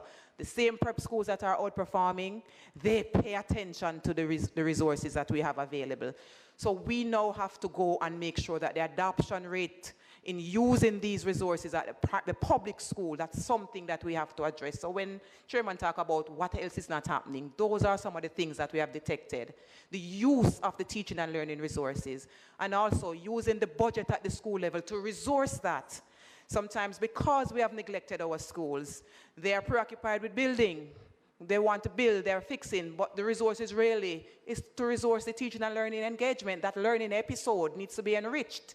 But our principals have to be focusing on other things. That's what the transformation will address. We need to pull the administrative work load from our principals so they can be instructional leaders and our classrooms can be properly resourced. So that's a priority for us. Chair, I know that we've been with the Ministry of Education for a little bit, but we still have to close out. Yes, but I think it is important to address the issue of students with disabilities and how we are treating with their learning capacities. Right, so in our public schools, we have, I think, 860, approximately 1,000 students in our segregated settings. But as I indicated, we practice mainstreaming. So we talk about the 15% in any population that will need special education services. So some of our students are in our public schools, where we have students assessed to get specialized services within mainstreaming. We have 15 of those schools that we have pull-out units. They are special education units or centers established in regular public schools. That's an intentional program that we offer to our students. And after 2 or 3 years of specialized services within that public space, they move back into their regular class setting. So that is something that we practice for mainstreaming. For those who will need greater than what we have to offer, we partner with our private schools. So we have a public-private partnership. So with Woolmer's Prep, with Liberty Prep, Priory, and we have the schools.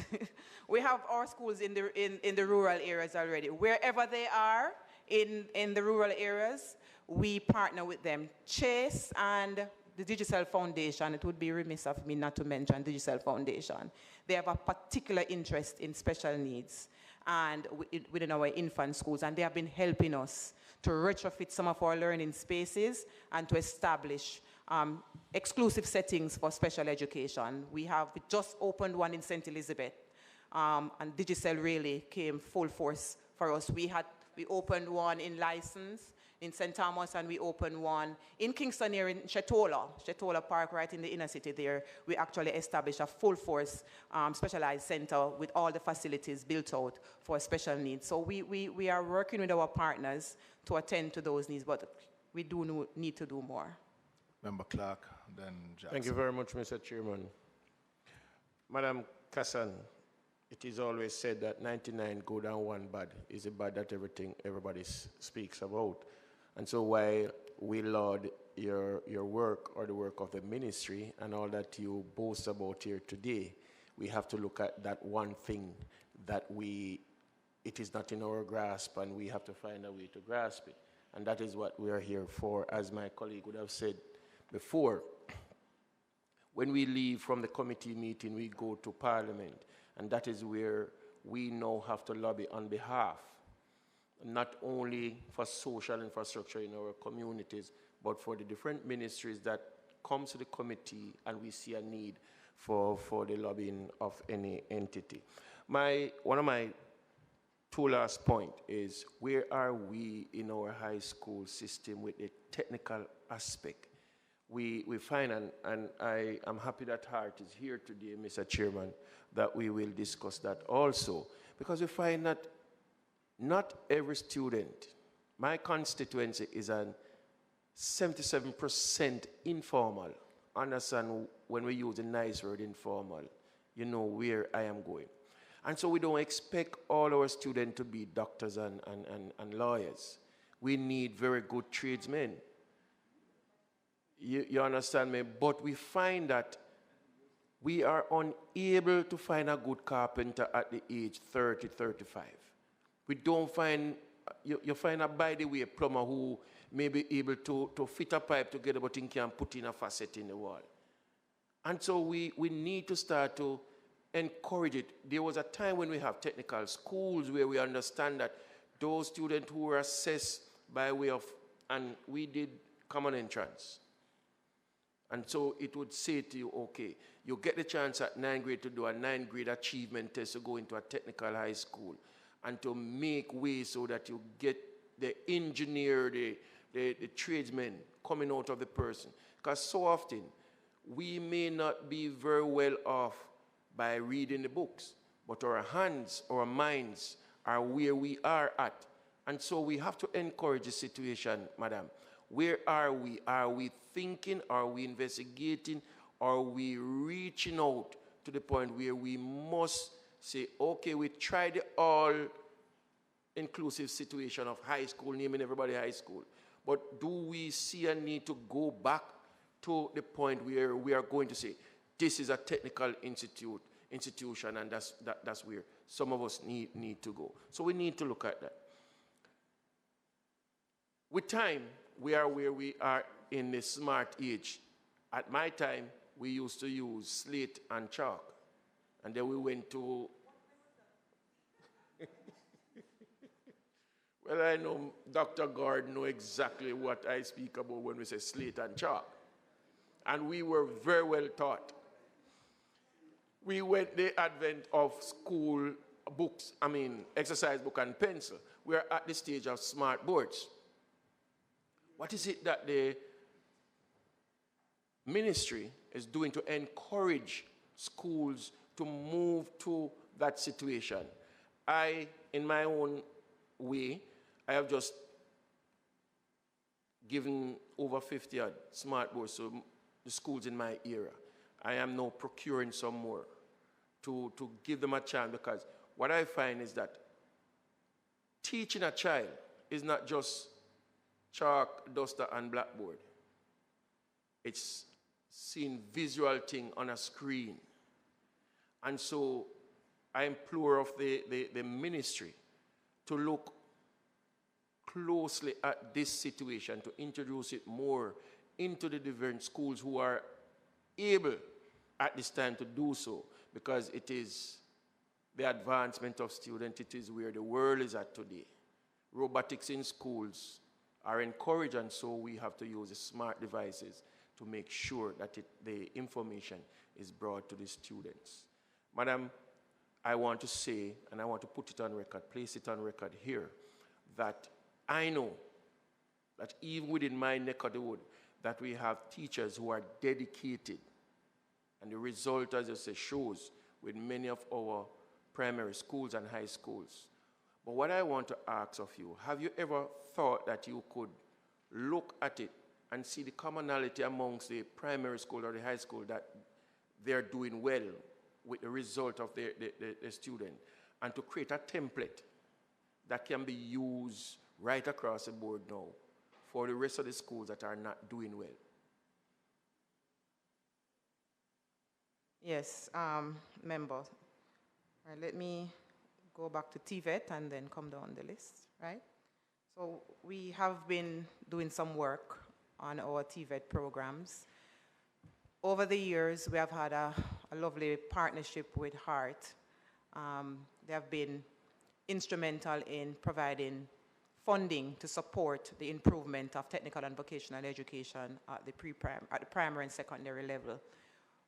The ministry utilized that resource over the years in some of our rehabilitation programs, member call it second chance programs. But since the assessment of those programs, we have restructured how we're utilizing the resources. So this year, under the transformation program, we have launched our TVET expansion plan. What that will do, member, is to target the full resource from HEART.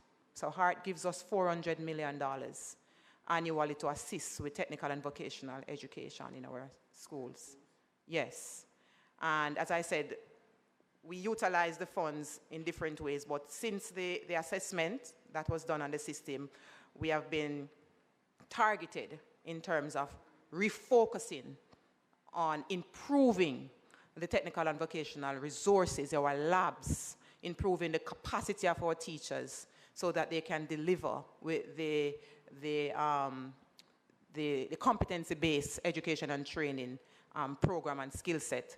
So what we have done this year is to identify all our technical schools will be the focus of this expansion plan. Our 14 technical high schools, as you have mentioned, we need to go back, right? We probably need more, but right now we have in existence 14 technical high schools. As you indicated, they have deviated somewhat. Remember, we started them at grade 9, and because we wanted more spaces, we moved away from the model and started putting grade 7 and 8 students in. That compromised the outputs somewhat, but they are there now. What we now need to do is to refocus those institutions so they can develop their labs at the workforce standard level. So once you are exposed to the training program within those institutions, you can transition successfully into the world of work and into higher levels of program. We also have to restructure our thought process around TVET. So the parity of esteem that we want, we have to be pushing that, because some persons, as you said, will believe that the classical training is the best. And many of us in this room are victims of that. We just think that if you pass your CXC and you're academically inclined, you are the best thing since sliced bread. But Dr. Gordon told you that that's not so. We have a flip in that triangle. No, right? So we have to help our parents and our teachers and leaders to understand the importance of technical and vocational education in the 21st century. How are we doing that this year? 55 schools will benefit from the $400 million. We're going to establish some exemplary labs, and we're going to be enhancing the labs in other schools. And to include food and nutrition? Yes, food and nutrition. And those programs within our high schools, we will be giving material resources. So normally we fund schools and we allow the budget to be aligned according to the program of implementation at the school level. This year, under our expansion plan, we are providing grants for purchasing of materials for the teaching and learning of all those technical and vocational programs. We assessed all schools, and we know that we have a minimum of 3 TVET programs to a maximum of 5 in each of our high schools. And we give a grant for each program, and we are building out the labs, and we are building exemplary labs. Now, the commitment, member, is over the 5 years that $400 million will be so targeted that every year we will select a set of schools until we can get them up to workforce standard, and we continue to do the maintenance. The capacity building is a must for our teachers, so they are being targeted as part of the program. The work experience component of that is another area where we want our children to go out into the workforce and experience. That's also something that we are refocusing on in the expansion plan to make sure that we produce workforce-ready students who can transform, who can innovate. We don't want persons who are just seeking a job. We want persons to create industries. So we really are relooking at our education model, especially in the area of technical and vocational training.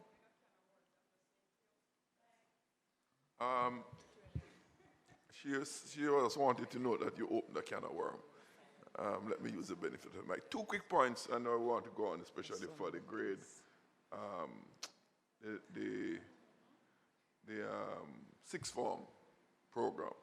But hear much about physical state of the plants, the schools, and the teachers, their satisfaction, their effectiveness, and their output.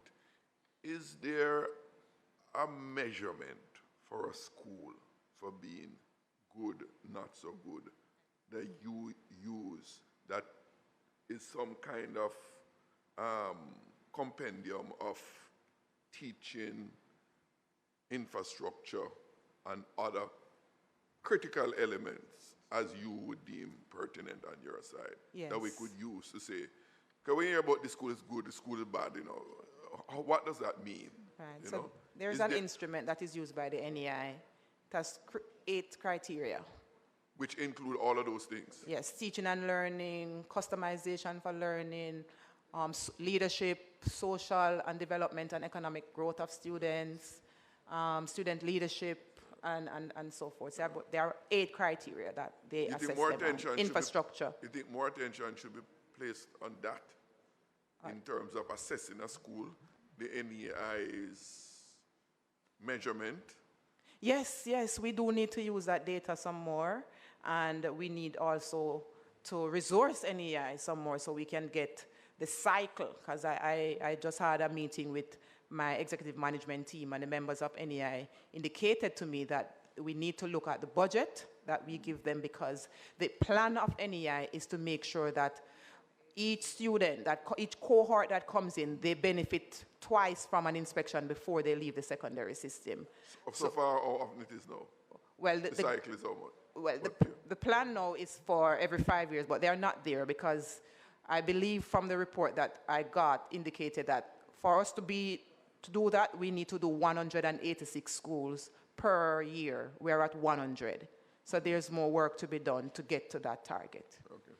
Second one, Chairman, the sixth form program. I must tell you, from the beginning, I'm one of the cynics of it. I'll tell you outright. Why? In the up to grade 11, right, the fifth form, right, what is very discomforting for me is that at the end of each year, you have a few students that do well 5 and over subjects. And there's a big celebration. Even some getting 10 subjects.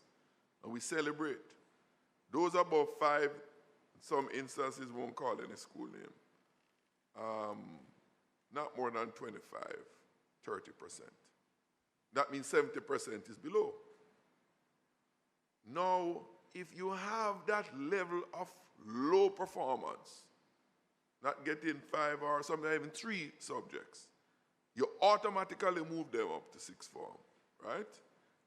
Come back to a conversation earlier on about just running them along the line. And at the end of the day, yes, you finish sixth form, but what is the level of competence or the level of performance? That's an issue. Number 2, which I hope you could just summarize for us, the infrastructure to support that movement from 11th grade to 13, right? How are we, where are we in that? Because it seems like it sounds good. I would love for all our students to can automatically move up to that level. But the reality on the ground is a different thing. So we tell the country these, quite frankly, feel-good things. That's all it is. It's a feel that don't last long. Because when reality hits you, you have to deal with that reality. Give us a sense of where we are on that one. The sixth form or stroke grade 13. Okay.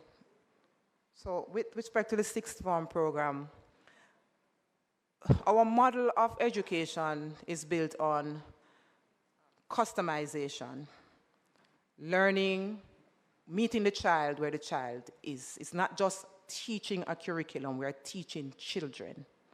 So we have to assess and we have to customize. As indicated before, we look at CXC, or City and Guilds, or TVET, as output exams, but they're not the only variables that determine progress or development or performance improvement in our students. So some students, based on developmental needs, based on other variables that will impact their learning, will require additional time. The data will tell you that. The sixth form opportunity was implemented to create that learning time for students who will need it. Our boys, especially, the girls are ahead of them. At some point, they catch up developmentally. The research will tell you that. Developmental theory will tell you that.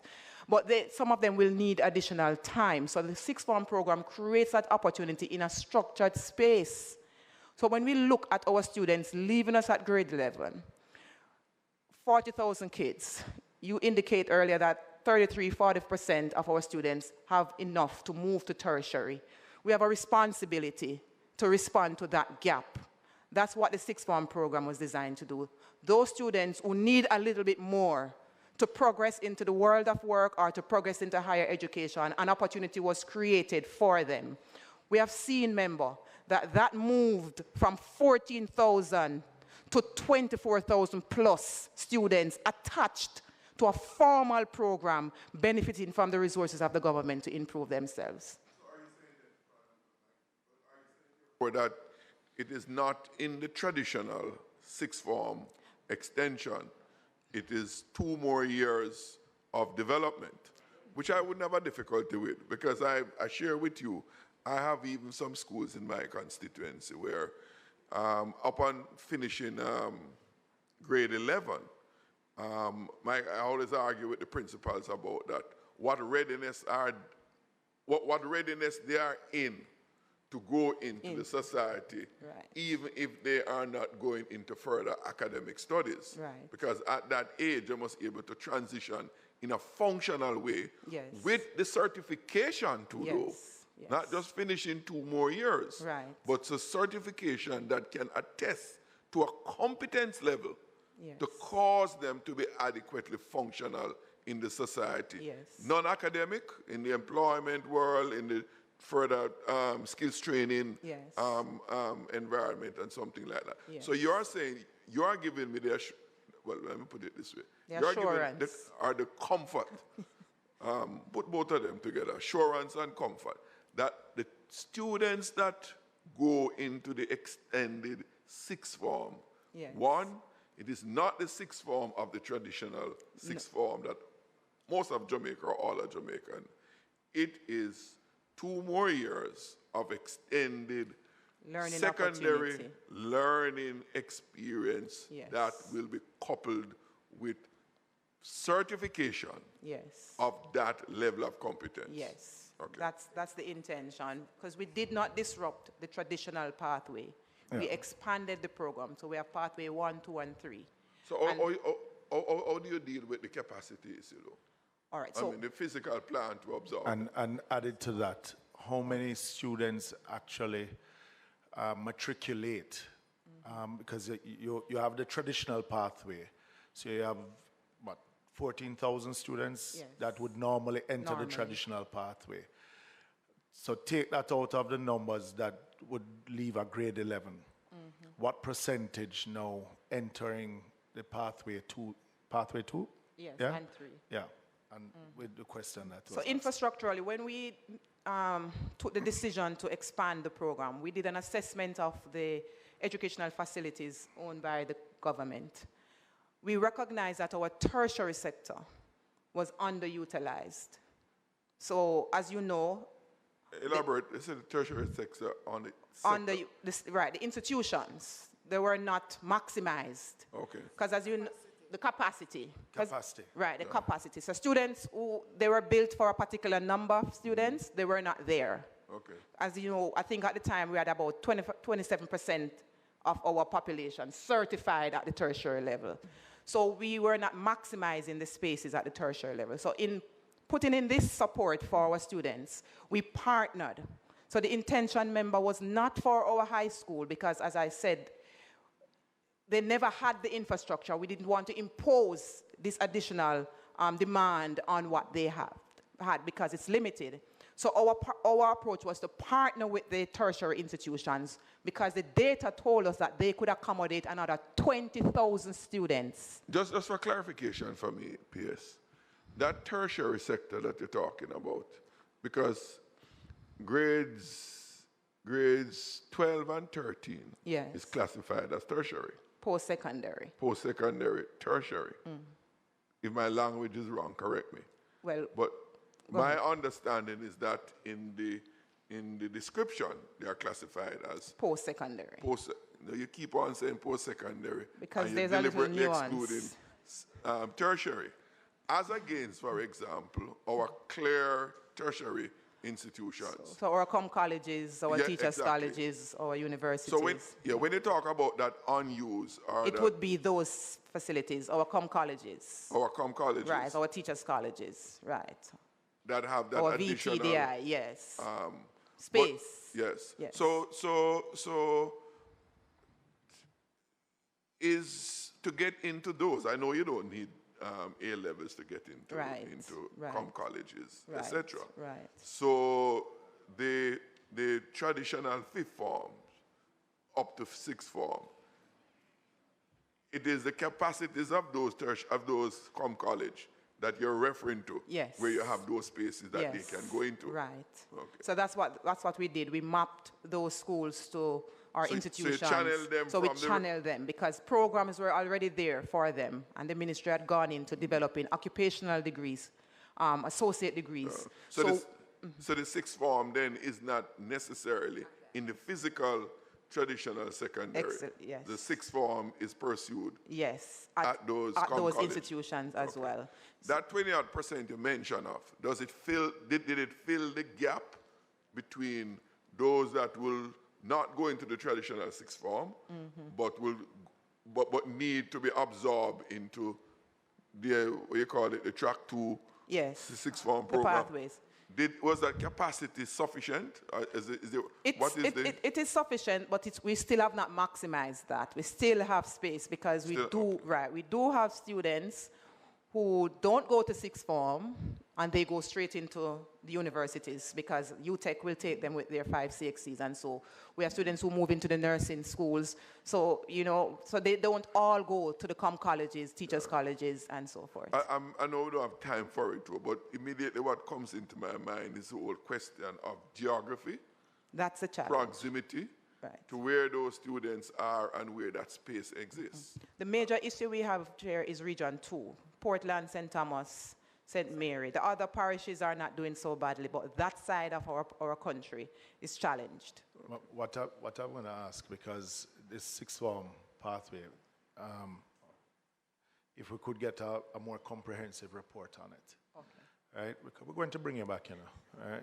No, because I tell you, there's a lot more that we have not yet touched, not touched, really.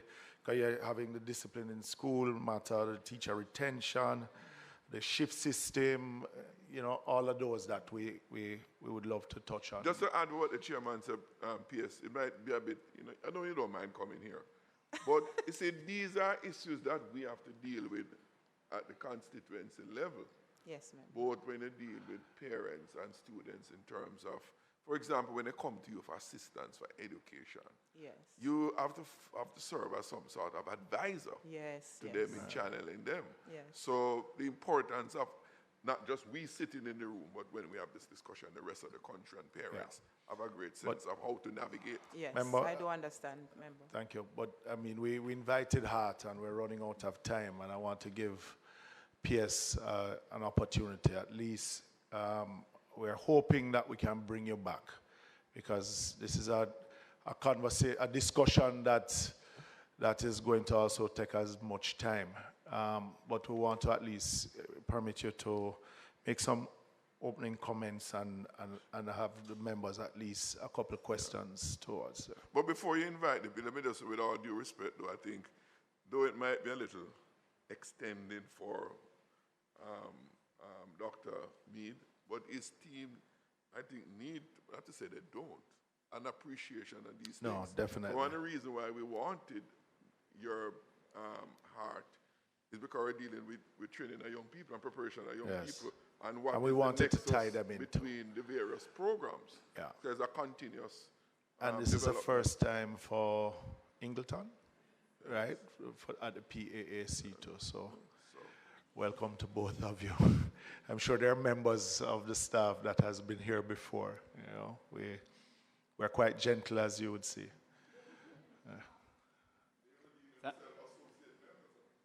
Yes. Thank you so much, Mr. Chairman and members. And before I begin, let me offer my condolences on the loss of the members from your constituency. Thank you. By way of introduction, from the Office of the Prime Minister, Mrs. Sharika Hemmings Allison, my Chief Technical Director at the end, otherwise called my right hand. From Hart, Dr. Ingleton, the Managing Director, is right beside me here. She has also from Hart, Dr. Cheryl McClellan, Deputy Managing Director, Mr. Kevin Mullins, the Senior Director of Finance and Revenue, Mrs. Christine Gittens, Senior Director, Strategic Planning and Research, Dr. Aston Spencer, Regional Director, Region 2, Dr. Wayne Bent, Director Principal, Southwest TVET Institute, Mrs. Charlene Mohan, Regional Director, Region 1, Mrs. Stacey Ann Davis, Senior Programs Director, Mrs. Michelle Grant, Director, Public Procurement. Let me see her hand. Oh, okay. Procurement. Ms. Ronique Roden, Programs Director for Hope. Mrs. Julia Smiley Green, Director, Marketing and Comms, and Mrs. Alison Birch Cooper, Director, Research and Development. So I am supported by a significant team. So is it a requirement to have a PhD to work at Hart? Well, we certainly try to have our members having tertiary qualifications. We won't say PhD because we want to break down this. No, the reason why I ask, I hear so many doctors. No, so. we want to break down this distinction between traditional academics and TVET qualifications. You do have terminal qualifications in TVET as well, which is equivalent to PhD. So we certainly would want to go in that direction. But okay, Dr. Mead. Yes. Chairman, I want to thank you and the members for this opportunity to contribute to the discussion.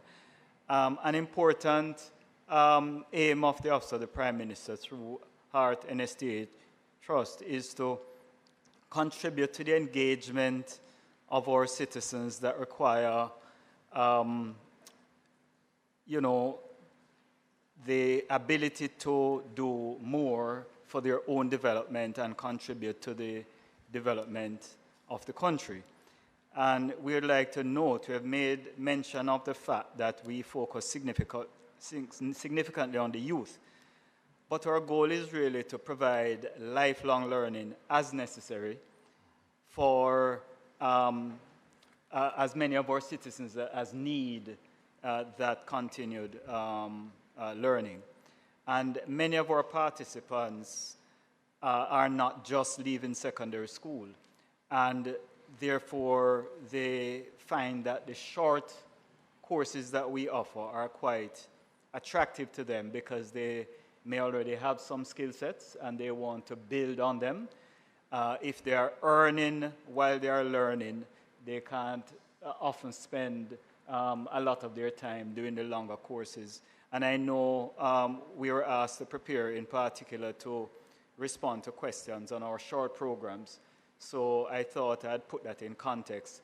And I'll now take yours and the members' specific questions, Mr. Chairman. Chair, thank you. Welcome, Dr. Mead.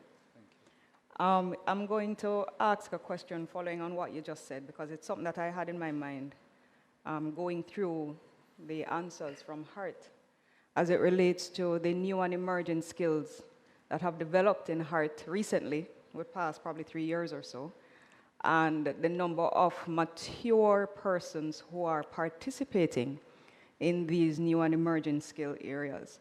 Now, generally, when we talk about new and emerging, we always talk about the youth and the younger participants, but we don't often think about the more mature, like myself.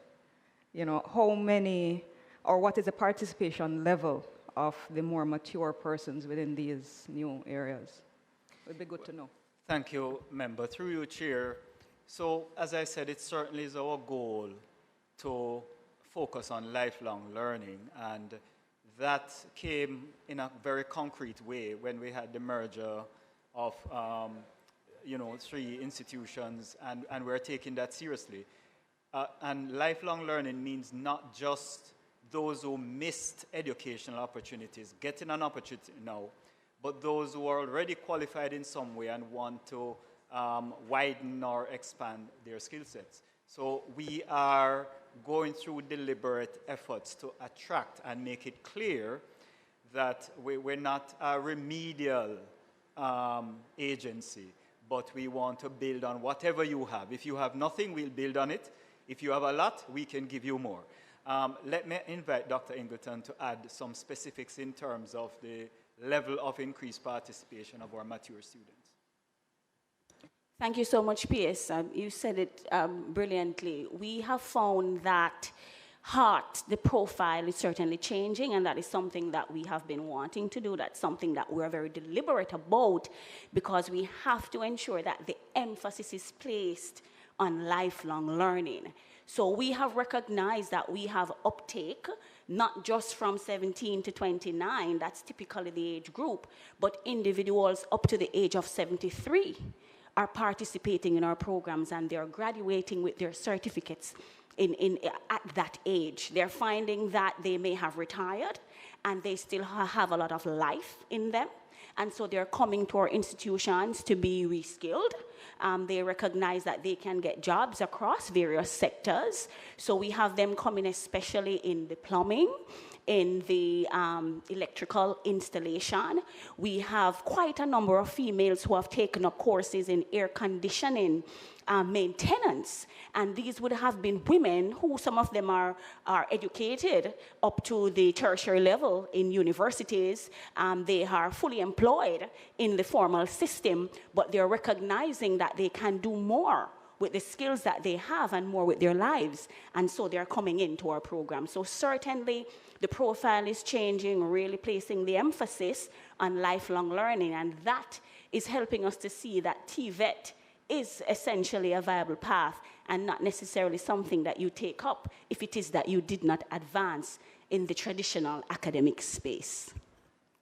Just to follow up on that, in relation to some of our marginalized communities and at-risk youth, I went through the response as it related to some of the new skill areas, and very impressive. I mean, I like a lot of those areas. But again, I will come back to the rural constituencies and how they benefit from some of these wonderful skills that you have. Personally, I have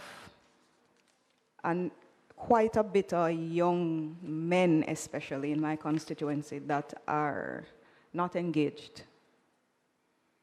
No, I've had a number of discussions with my local Hart Parish office, how to really engage these young people. The challenge we have on that side is that the skills that are offered in Falmouth don't reflect these new and emerging ones that will attract these young people. Remember, they are more technologically savvy, and they would definitely take up some of these. But it is not offered. I saw where you mentioned some of those motor coaches that will go into communities, but I don't know if we have that as much in my neck of the woods.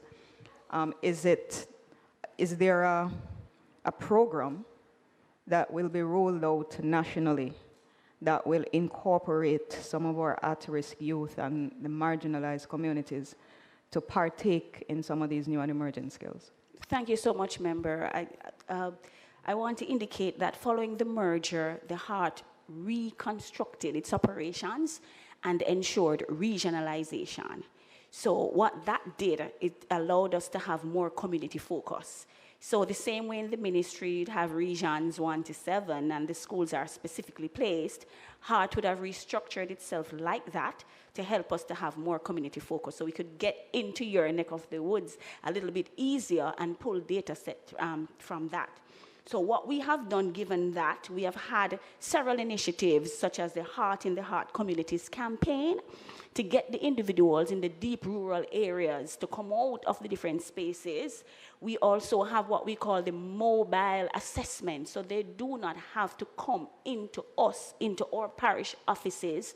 We go into them, do the assessment on spot.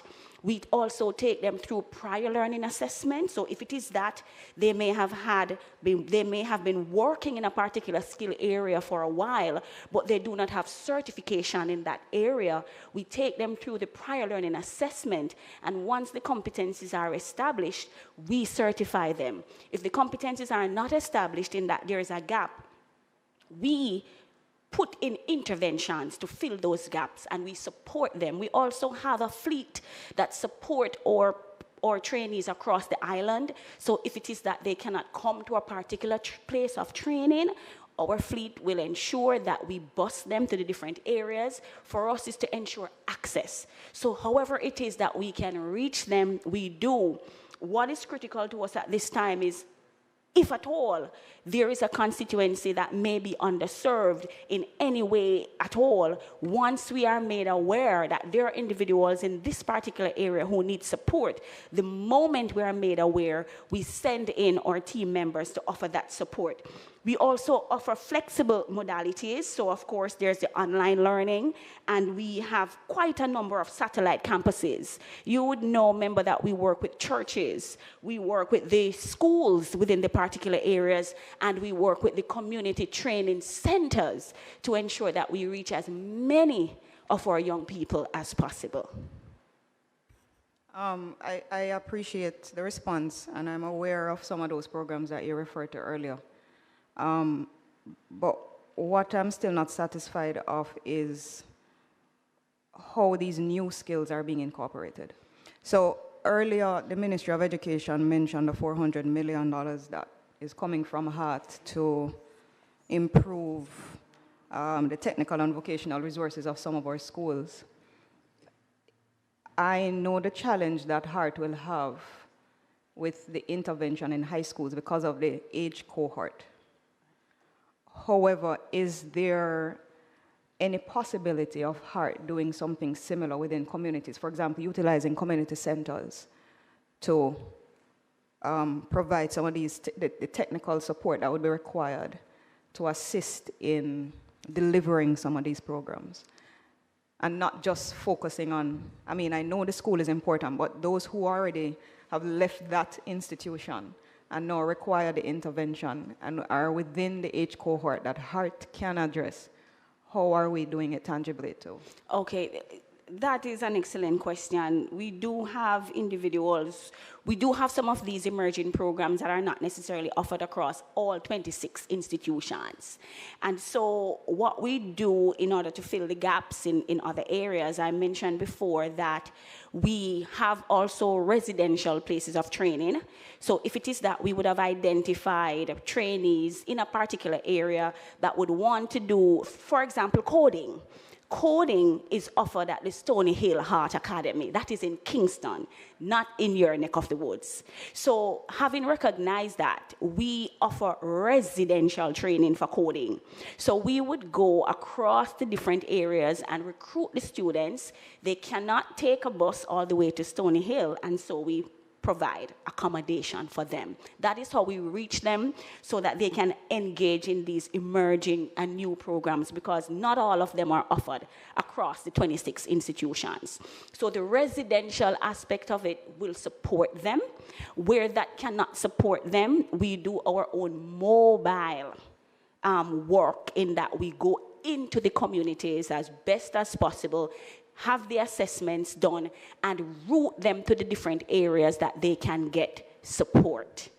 We had a series of camps a couple months ago for our national service. We call it the National Service Corps, where we would have worked with members of parliament across the different constituencies to identify individuals who are at risk, who are underserved, and we pulled those individuals into one area and supported them in that regard.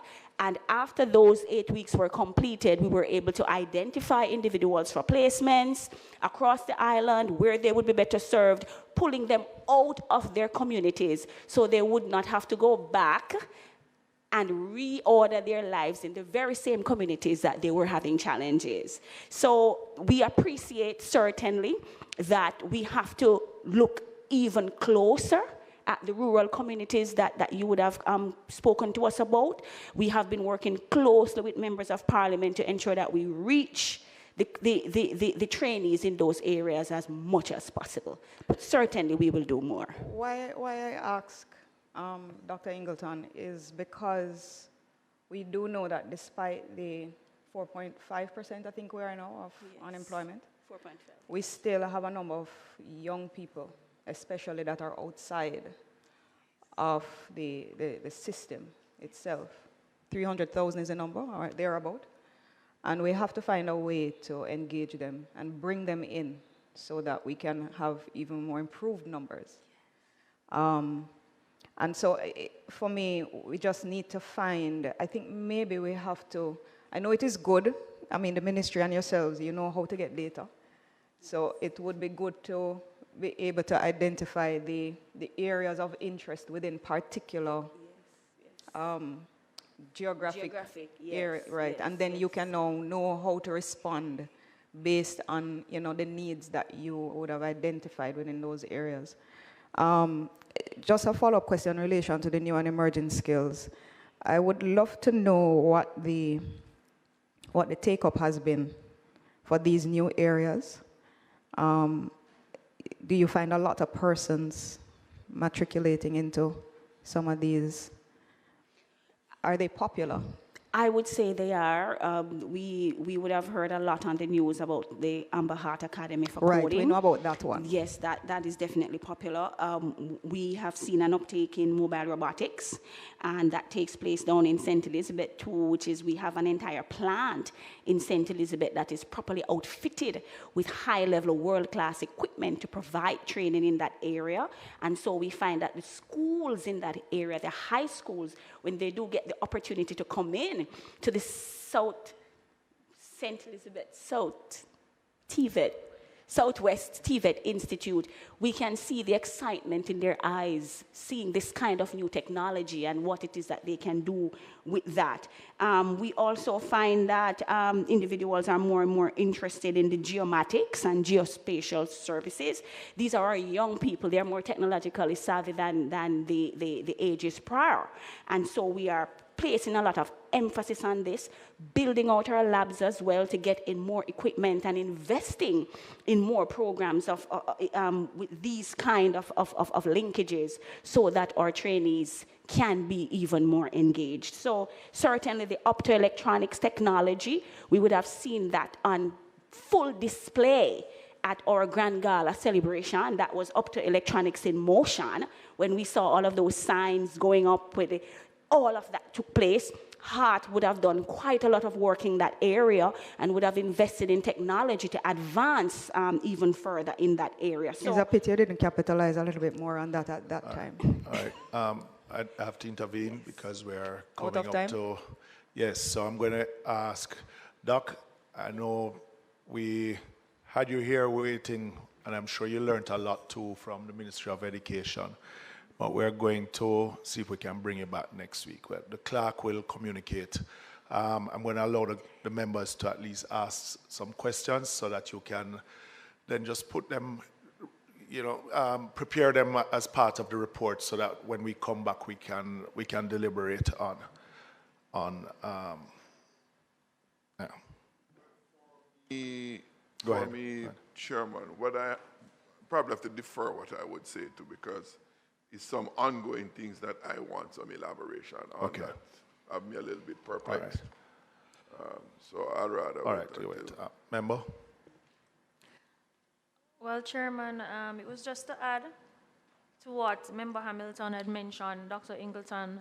The concern, we're almost neighbors in terms of constituency, and I'll tell you that one of the frequent feedback that we get into these community spaces, especially from persons who are community leaders, clubs and other benevolent societies, etc., they would ask, what are we doing in terms of training for the youth? And I mean, as close as Runaway Bay Heart is, especially in my constituency, they are still expecting a community intervention. We have a lot of community centers. We may have churches that are willing to extend their halls for training, and some of these youth that lives within the community, and adults may pass them by the wayside just standing there, and people are passionately asking, what are we doing? And that is when, as a member of parliament, I would say to them that, Heart, of course, is now free. We have training, and we talk about the areas where we have them, such as the Brownstone Community College, the Addison Park, etc. But what they want is this coming into their community to directly impact the youth who are standing on the roadside, that doesn't have a certificate, doesn't have a skill, not interested in hearing that there's a development being built down the road and go there and work. And for our area, including Member Hamilton, we're pretty much on the rise in terms of development. We have approximately 3 major hotels, for example, in my constituency that we're looking at within another couple of years. How can Heart directly impact the youth within my communities to say, secure them for these jobs, get them trained up so that they can move and transition into these spaces? So those are some of my concerns, and we'll talk when you get back. Thank you. Member Clark? Thank you very much, Mr. Chairman. You have already alluded to the fact that you're bringing back the team next week, and so I will just keep my many questions and concerns until next week when we have more time. But, Mr. Chairman, through you to the good Dr. Rocky Mead, he and I would have had that discussion when he was wearing another cap back then. And I am going to be asking you now, sir, because you're in a very pivotal position that you can deal with the situation just the same. Remembering Barnet Oval, St. James, Montego Bay, what used to take place there during that time, and you would have given me your words, sir, I'm going to put you on the spot next week. So I would love for you to... Ample time to prepare yourself. Go ahead, member. Mr. Chairman, he's now the permanent secretary. Yes. I'm saying ample time to prepare himself. Yes. Okay. Just to add, when Heart comes back, I would love for the discussion as it relates to the labor shortage that we have now to be a part of. The what? The labor shortage. Oh, okay. Yes, it is something that impacts my constituency for sure. Yeah. So I would love that to be a part of the discussion Go on. when you come back next week as well. Yeah. Member Lee, you said you wanted to ask something else? Okay. And I mean, I want to add something also, because looking at your 2021-2022 annual report, and it speaks about the training enrollment of some 112,320, 6% over your target that you had set out. But then you have a workforce certification of only 46,000. Yeah? So to give us some more to give us a report on that annual attrition, because when I read other reports itself, it speaks about the attrition rate of persons enrolling but not completing, and on that itself. The members raised the community training intervention, and I remember there was an Auditor General's report in 2019, 2020, in the annual report, speaking about the concerns of the community training interventions and the deficiencies. So if you could go back to that and give us a report on, or some notes, or to come back and present on, discuss it, what has changed from this report itself? Because that's a purview of our committee also. Even though the PAC looks at these reports, it is for us to see where the changes have been made moving forward. Because it speaks about the low literacy rates as part of the contribution, missed targets, factors to contribute to low certification rates. So if we can get some information on that, so when you come back, so we can have a more fulsome discussion. Because what had caught me was looking back at the report itself, on page 31 of the annual report, speaking in a 10-year certification trend, that average total certification is about 6%.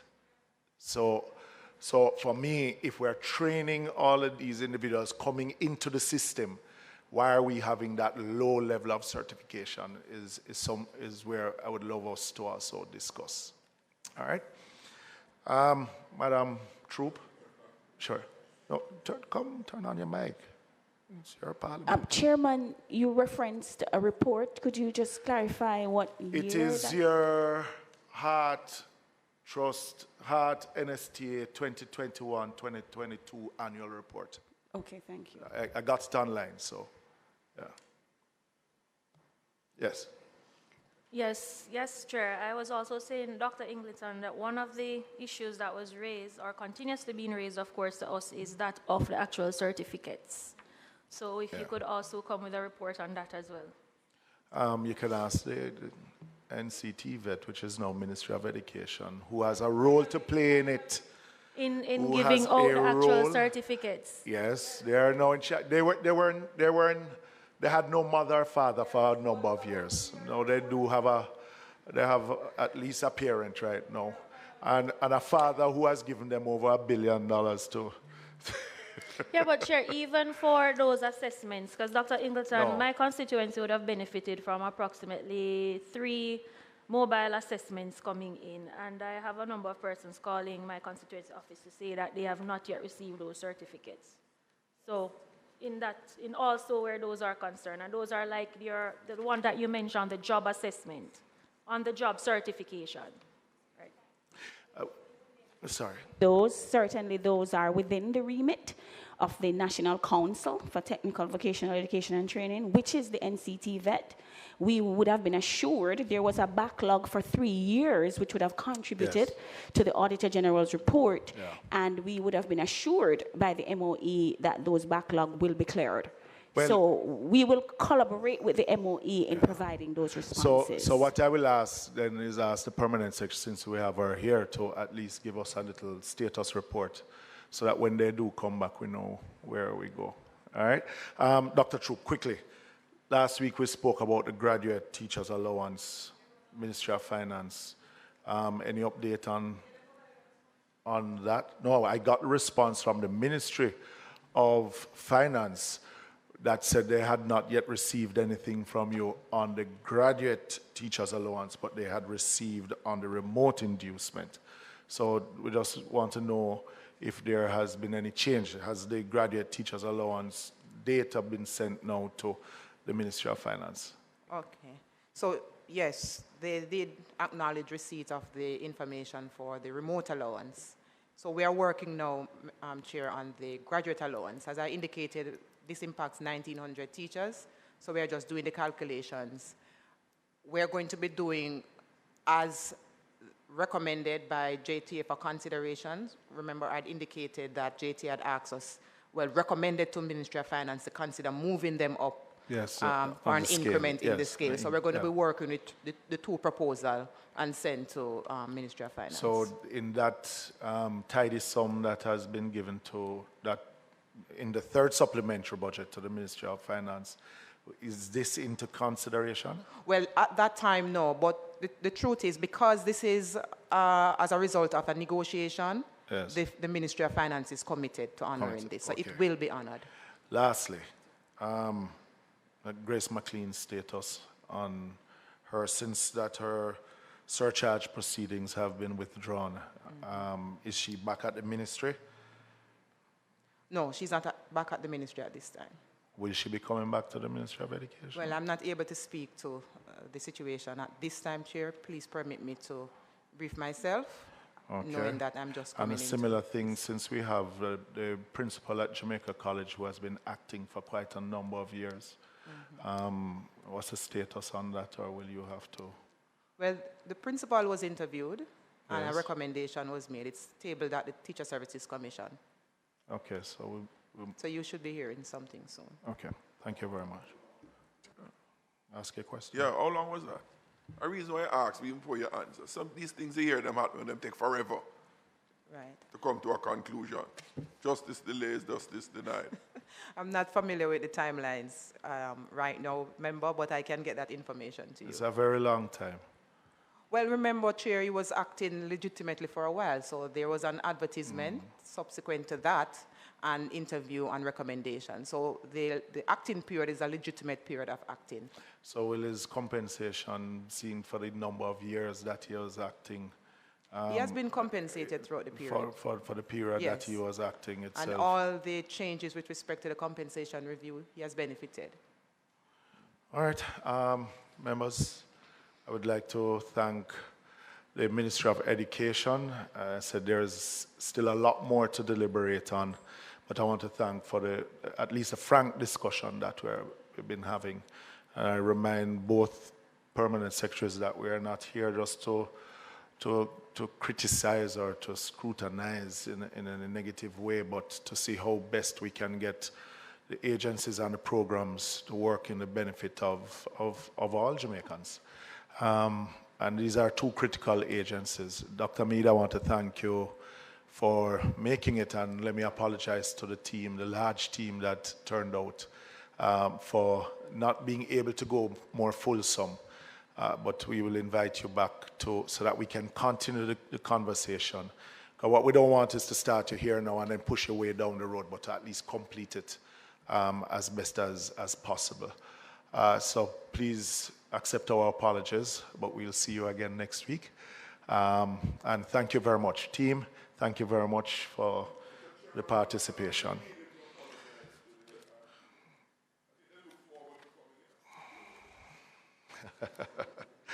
All right, members, we have to move out of the house quite quickly. I think there's... Yes, we said that we would have moved the matters arising from the minutes. I think Member Clark had something to raise. Is there any matter arising from the minutes? No? No, you just had mentioned. All right, members, the date of the next meeting will be next week, Wednesday, the 18th, where we will re-invite the Heart Trust NTA. Thank you very much, members. This meeting is now adjourned.